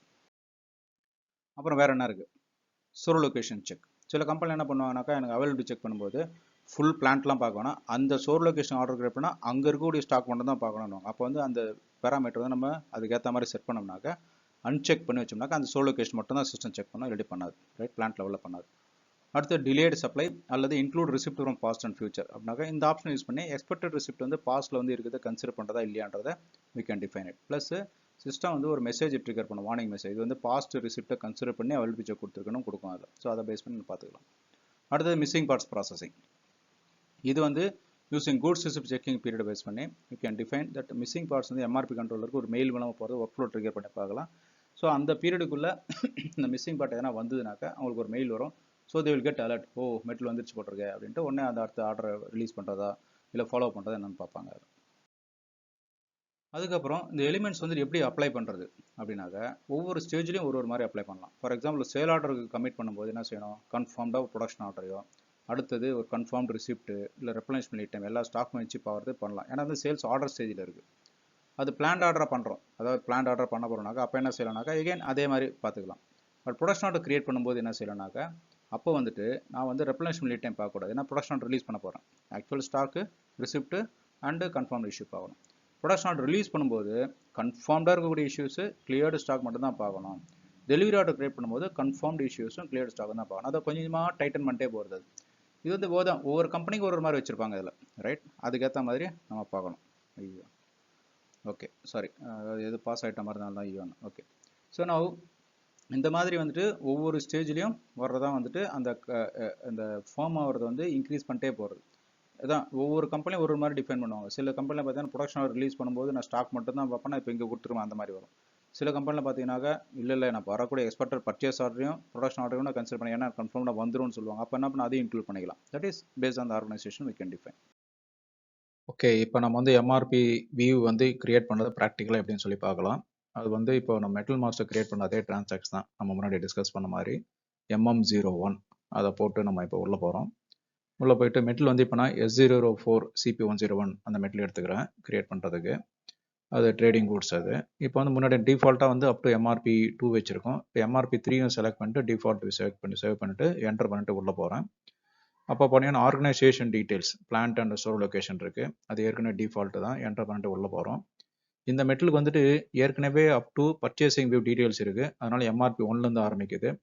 இங்கே நீங்கள் பார்த்தீங்கன்னா டீட்டெயில்ஸ் வந்து ஏற்கனவே பர்ச்சேசிங்கில் டீட்டெயில்ஸ்லாம் கேரி ஏன்னா S04 நம்ம ஏற்கனவே பர்ச்சேஸ் வரைக்கும் தான் கிரியேட் பண்ணியிருக்கோம். அதனால் வந்திருக்கு. இப்போ வந்து ரெஃபரன்ஸ் மெட்டல் வேணும் MRPக்கு. அப்போ என்ன பண்ணுறோம், /o MM03 போட்டு TRNG மெட்டலுக்கு வந்து போகிறோம். என்ன TRNG எடுக்கிறோம், இதே CP101 பட் TRNG. அது எடுத்தோம்னாக்கா நம்ம ரெஃபரன்ஸ் மெட்டலில் தான். அதை என்டர் பண்ணிட்டு இப்போ உள்ளே போகிறோம். இப்போ MRP 3 இப்போ பர்க் பண்ணிட்டு பிளான்ட் ஸ்டோர் லொக்கேஷன் வந்துச்சு. MRP 1 வியூ போய் முதல்ல பார்க்குறோம். ஏன்னா இப்போ வந்து S04க்கு அதை நம்ம கிரியேட் பண்ணணும். இதில் இருக்கக்கூடிய டீட்டெயில்ஸ் என்னென்னு சொல்லி பார்த்து இதை ரெஃபர் பண்ணி இப்போ நம்ம வந்து அந்த S04 கிரியேட் பண்ணலாம். மெட்டல் ஸ்டேட்டஸ் 03 எம்ஆர்பி டைப் அது F4 போட்டு பார்க்கணுமா, அப்பப்போ F4 போடுங்க, F1 போடுங்க. அது அப்பப்போ பார்த்துட்டே இருந்தீங்கன்னா தான் உங்க மனசுல பதியும். எம்ஆர்பி டைப் போடுறோம். அப்புறம் மீதி டீட்டெயில்ஸ் என்னன்னு சொல்லி கம்பேர் பண்ணிக்கிறோம். உங்களுக்கு என்ன டவுட் இருந்தாலும் அந்த மாதிரி இப்பப்போ கம்பேர் பண்ணிக்கோங்க இந்த மாதிரி. ஏன்னா TR5 இருக்கிற மெட்டில் நீங்கள் அலைன் பண்ணாதான் பின்னாடி சினாரியோஸ் நம்ம போடும்போது கரெக்டாக இருக்கும். S04 ட்ரேடிங் குட்ஸ் அது எடுத்தாச்சு. எம்ஆர்பி கண்ட்ரோலர் லாட் சைஸ் வந்து வீக்லி லாட் சைஸ் WB எடுத்தாச்சு. Minimum lot size 15. அப்புறம் வேற என்ன லாட் சைஸ் டிஃபைன் பண்ணியிருக்குன்னு பார்த்தீங்கன்னா maximum lot size 60, rounding value 15 define பண்ணியிருக்கு. ஸோ அதை போய் நம்ம டிஃபைன் பண்ணுறோம். இந்த டீட்டெயில்ஸ் எல்லாம் என்டர் பண்ணிட்டு நம்ம அப்புறம் வந்து ப்ரெஸ் என்டர் போட்டோம்னாக்கா நம்ம MRP1 ஏற்கனவே போட்டதுனால எல்லாத்தையும் ஃபில் பண்ணனால ஆட்டோமேட்டிக்காக சிஸ்டம் என்ன பண்ண போவோம், MRP2 கொண்டு போயிடும். ரைட். ஸோ MRP2 வந்தாச்சு. இப்போ MRP2வில் வந்துட்டு என்னென்ன டீட்டெயில்ஸ்லாம் இருக்குது. இப்போ ப்ரொக்யூர்மெண்ட் F வந்து டிஃபால்ட்டாக வந்துருக்கு பாருங்க. அது என்னன்னாக்கா அந்த மெட்டல் டைப்புக்கு டிஃபைன் பண்ணது. அது எப்படி டிஃபைன் பண்ணலாம் அப்புறம் பார்க்கலாம். இப்போ அந்த ட்ரைனிங் மெட்டல் போய் பார்த்தீங்கன்னா வேற என்னென்ன ஃபீல்டில் மெயின்டைன் பண்ணணும் அப்படின்னாக்கா அந்த ப்ரொடக்ஷன் ஸ்டோர் லொகேஷன் 171 1A, அப்புறம் வந்துட்டு supply store location external procurement 171 1A fill பண்ணுறோம். இங்கே வந்து நான் பேக் ஃப்ளஷ் இண்டிகேட்டர் வந்து நான் ரெக்கார்ட் பண்ணுறப்ப பண்ணலாத, பட் நீங்கள் கிரியேட் பண்ணும்போது பார்த்து ஞாபகமாக போட்டுங்க. ஏன்னா பேக் ஃப்ளஷ் வந்து ட்ரைனிங் மெட்டல் இருக்குது, அதை போட்டுங்க. அது அப்புறம் அந்த plan delivery lead time and goods visit processing time. Goods visit processing ஏற்கனவே பர்ச்சேஸ் வீல் போட்டதுனால இங்கே டிஃபால்ட்டாக வந்துருச்சு. அப்புறம் சேஃப்டி ஸ்டாக் இதுக்கு 20, சர்வீஸ் லெவல் வந்து என்ன 90% அப்படின்னு சொல்லி ஃபில் பண்ணிட்டோம். இப்போ எல்லா டீட்டெயிலும் என்டர் பண்ணிட்டு எகைன் ப்ரெஸ் என்டர் போட்டோம்னாக்கா என்ன ஆகும், ஒரு செக் பண்ணிடுவேன். செக் பண்ணிட்டு அந்த நம்ம மெட்டலுக்கு போயிட்டு அது ப்ரெஸ் என்டர் போடுறேன். அது என்டர் போட்டாக்க இது வந்து நம்மளை MRP3 கொண்டு போகுது. முதல்ல ஃபோர்காஸ்ட் இண்டிகேட்டர் பார்க்குறோம், அதில் பீரியட் இண்டிகேட்டர். அந்த பீரியட் இண்டிகேட்டர் பார்த்தீங்கன்னா டிஃபால்ட்டாக M1 வருது பாருங்க. பட் நம்ம வந்து M1 போடக்கூடாது, என்னுடைய சஜஷன். ஏன்னாக்கா இது வந்து கன்சம்ஷன் வேல்யூஸ்க்கு ஒர்க் ஆக போகுது. எப்படி கன்சம்ஷனை கேப்சர் பண்ணுது, வீக்லியா மந்த்லியான்ட்டு. நார்மலாக ஐ சஜஸ்ட் வந்து வீக்லி. ஏன்னா கன்சம்ஷன் மந்த் வைஸ் எடுத்துனாக்கா ஜென்ரலாக கரெக்டாக இருக்கும். பட் வீக் எடுக்கும்போது தான் ஃபர்ஸ்ட் வீக் கம்மியாக இருக்கும், ஃபோர்த் வீக் நிறைய இருக்கும். அந்த ஃப்ளக்சுவேஷன் இருந்தால் தான் நமக்கு வந்து சேஃப்டி ஸ்டாக்லாம் டிஃபைன் பண்ண வசதியாக இருக்கும். அதனால W1 போடுறத நார்மலாக நான் சஜஸ்ட் பண்ணுவது. W போட்டுருவாங்க. ஓகே. இன்னும் மற்ற டீட்டெயில்ஸ்லாம் என்ன இருக்குது நம்ம TR5ல் ஜஸ்ட் செக் பண்ணிக்கிறோம். அந்த strategy group, consumption mode, backward ஃபார்வர்ட்லாம் போய் பார்க்குறோம். எல்லாத்தையும் அப்டேட் பண்ணுறோம். ஸ்ட்ராட்டஜி 40, கன்சம்ஷன் மோட் வந்துட்டு பேக்வேர்டு அண்ட் ஃபார்வர்டுக்கு ஃபில் பண்ண போகிறோம். இந்த 40ன்றதை நம்ம பெரும்பாலும் எல்லா மெட்டலும் யூஸ் பண்ண போகிறோம். நான் சொன்ன மாதிரி மற்ற ஸ்ட்ராட்டஜிஸ்லாம் பின்னாடி நம்ம டிஸ்கஸ் பண்ணலாம். அதுக்கப்புறம் கன்சம்ஷன் மோடு 2, 15, 30 இருக்குது. அது 15 பேக்வேர்ட் டேஸ், ஃபார்வர்டு வந்து 30 டேஸ்ன்னு இருக்குது. ஜஸ்ட் நம்ம ஒரு அண்டர்ஸ்டாண்டிங் தான். அது பின்னாடி வந்து எப்படி யூஸ் ஆகும்னு பார்க்கலாம். அது 15 and 30. Okay. Availability check parameter பார்த்தீங்கன்னா கீழே பார்த்தீங்கன்னா இது வந்து எடிட்டபிள் மோடில் ஏற்கனவே டிஃபால்ட்டாக வந்துருச்சு. ஏன்னா இது வந்து ஏற்கனவே பேராமீட்டர் வந்து டிஃபைன் பண்ணி வச்சிருக்கோம். அதாவது பிளான்ட் பேராமீட்டர் இல்லை MRP குரூப் பேராமீட்டரில். அதனால டிஃபால்ட்டாக இங்கே வந்துருச்சு. அது நம்ம வேணும்னா போய் மாற்றிக்கலாம். அது இல்லாட்டி MRP லெவலில் மெயின்டைன் பண்ணியிருக்கோம். பட் இது எங்கே மெயின்டைன் ஆயிருக்கு, மெட்டல் டைப்பில், சாரி எங்கே மெயின்டைன் பண்ணியிருக்குன்னு அப்புறம் பார்க்கலாம். இப்போ எல்லா டீட்டெயிலும் வந்து என்டர் பண்ணியாச்சு. இப்போ ரைட், நம்ம ட்ரைனிங் மெட்டலோட கம்பேர் பண்ணிட்டோம். இங்கேயும் எல்லாம் இருக்குது. இப்போ என்ன பண்ண, எல்லாத்தையும் என்டர் பண்ணிட்டு ப்ரெஸ் என்டர் அப்படின்னு கொடுத்தீங்கன்னா நம்ம கடைசி பேஜுக்கு வந்துட்டோம் MRP3க்கு. அப்போ என்ன பண்ண, சிஸ்டம் வந்துட்டு சேவ் பண்ணிட்டோம் வேண்டாமான்னு சொல்லி கேட்கும். இப்போ வந்து சேவ் அப்படின்னு சொல்லி கொடுத்தீங்கன்னாக்கா மெட்டல் வந்துட்டு சேவ் ஆகிடும். சேவ் ஆகிட்டு நமக்கு மெட்டல் வந்து இந்த S04 CP10 கிரியேட்டட் அப்படின்னு சொல்லி மெசேஜ் வரணும். அது வருதான்னு சொல்லி பார்க்குறோம். எஸ், கீழே வந்திருக்கு. இங்கே தெரியல, பட் வந்திருக்கு. நான் டபுள் கிளிக் பண்ணி வந்து பாப்பப் பண்ணியிருக்கேன். ஸோ கிரியேட் ஆகி வந்துருச்சு. ஸோ இந்த மாதிரி மெட்டல் மாஸ்டனுடைய வியூஸ் அப் டு MRP3 வரைக்கும் கிரியேட் பண்ணி வச்சுருங்க. கூடவே என் கூட வாங்க, அப்போ தான் வந்து உங்களுக்கு செஷன்ஸு ப்ராக்டிஸ் பண்ணும்போது ரொம்ப யூஸ்ஃபுல்லாக இருக்கும். MRP3 வியூவில் நம்ம ஃபோர்காஸ்டிங் ரிலேட்டட் இன்புட்ஸ், அதாவது period indicator, fiscal year variant, splitting indicator, அப்புறம் பிளானிங் ஸ்ட்ராட்டஜிஸ், ஆப்ரேட்டிங் மாடல்ஸ் பற்றிலாம் பேசணும். பிளானிங் ஸ்ட்ராட்டஜியில் அந்த make to stock strategies, make to order, ATOட ஸ்ட்ராட்டஜிஸ் பற்றி பேசணும். கன்சம்ஷன் மோடுனா என்ன, அது எப்படி வருதுன்ற பற்றி பார்த்தோம். அவைலபிலிட்டி செக்னா என்னன்னு பேசணும். ரெப்ளனிஷ்மெண்ட் லீட் டைம்னா என்ன, அது எப்படி இம்பாக்ட் ஆகுதுன்ற பற்றிலாம் நம்ம இந்த செஷனில் பேசியிருக்கோம். ஸோ இந்த செஷன் ரெஃப்ரெஷ் பண்ணுறதுக்காக சில குவிஸ் கொஸ்டின்ஸ் பார்க்கலாம்.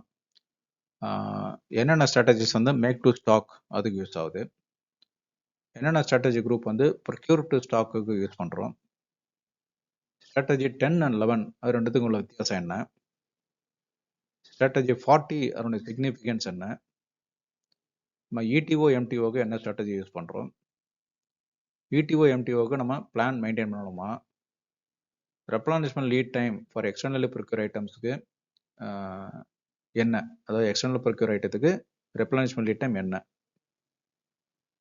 ஃபோர்காஸ்ட் ரெக்குயர்மெண்ட் வந்து பீரியட் இண்டிகேட்டர் எதுக்காக யூஸ் ஆகுது, அந்த ஃபோர்காஸ்ட் ரெக்குயர்மெண்ட் பீரியட் இண்டிகேட்டர் போகிறோம்ல அது என்ன பர்பஸ்க்காக யூஸ் ஆகுது, கன்சம்ஷன் மோட்ஸில் என்னென்ன டிஃப்ரெண்ட் டைப்ஸ் இருக்குது. அப்புறம் கன்சம்ஷன் ஆஃப் பிஐஆர் வந்து அந்த details consumption mode and consumption period maintain பண்ணால் தான் கன்சம்ஷன் நடக்கும், இல்லாட்டி நடக்காது. அது என்ன நடக்குமா நடக்காதா, true or falls. Availability check வந்து மெட்டலுக்கு மட்டும் தான் பண்ண முடியும், ட்ரூ ஆர் ஃபால்ஸ்.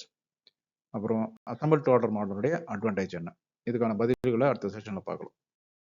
ஸோ இந்த செஷனுக்கான அசஸ்மெண்ட் என்னென்ன அசைன்மெண்ட்டு, MRP 3 வரைக்கும் மெட்டில் வந்து எல்லா வியூஸும் கிரியேட் பண்ணுங்க. அதனுடைய ரெஸ்பெக்டிவ் TRNG மெட்டில் ரெஃபர் பண்ணி பேராமீட்டர்ஸ் அப்டேட் பண்ணுங்க. ஏன்னா ப்ராக்டிஸ் பண்ணும்போது கம்பேர் பண்ணுறதுக்கு யூஸ்ஃபுல்லாக இருக்கும். ஓகே, இப்போ வந்து நம்ம MRP 3ல் இருக்கக்கூடிய பேராமீட்டர்ஸ் டிஸ்கஸ் பண்ணியிருக்கோம். நெக்ஸ்ட் வந்து செஷனில் we will discuss on MRP 4 வியூவில் இருக்க பேராமீட்டர்ஸ். இப்போ நம்ம டிஸ்கஸ் பண்ணுறதுக்கு ஏற்ற மாதிரி MRP 3 வியூனுடைய எல்லா மெட்டலுக்கும் கிரியேட் பண்ணி வச்சுருங்க. அதில் ஏதாவது கிளாரிஃபிகேஷன்ஸ் இருந்ததுன்னா அந்த செக்ஷனுடைய கமெண்ட் செக்ஷனில் போடுங்க. அதில் தென் பார்த்துட்டு எப்போ இருக்கோ அப்போ ரிப்ளை பண்ணுறோம் உங்களுக்கு. ஓகே, கூட வந்துட்டு ப்ராக்டிஸ் பண்ணணும், டெடிகேட்டட் சர்வர் வேணும் அப்படின்னாக்க அந்த மெயில் இருக்குது info@vigroven.com, அதில் காண்டாக்ட் பண்ணுங்கள். தென் டீட்டெயில்ஸை நான் ப்ரொவைட் பண்ணுறேன் உங்களுக்கு. நன்றி, அடுத்த செஷனில் பார்க்கலாம். Take care, by.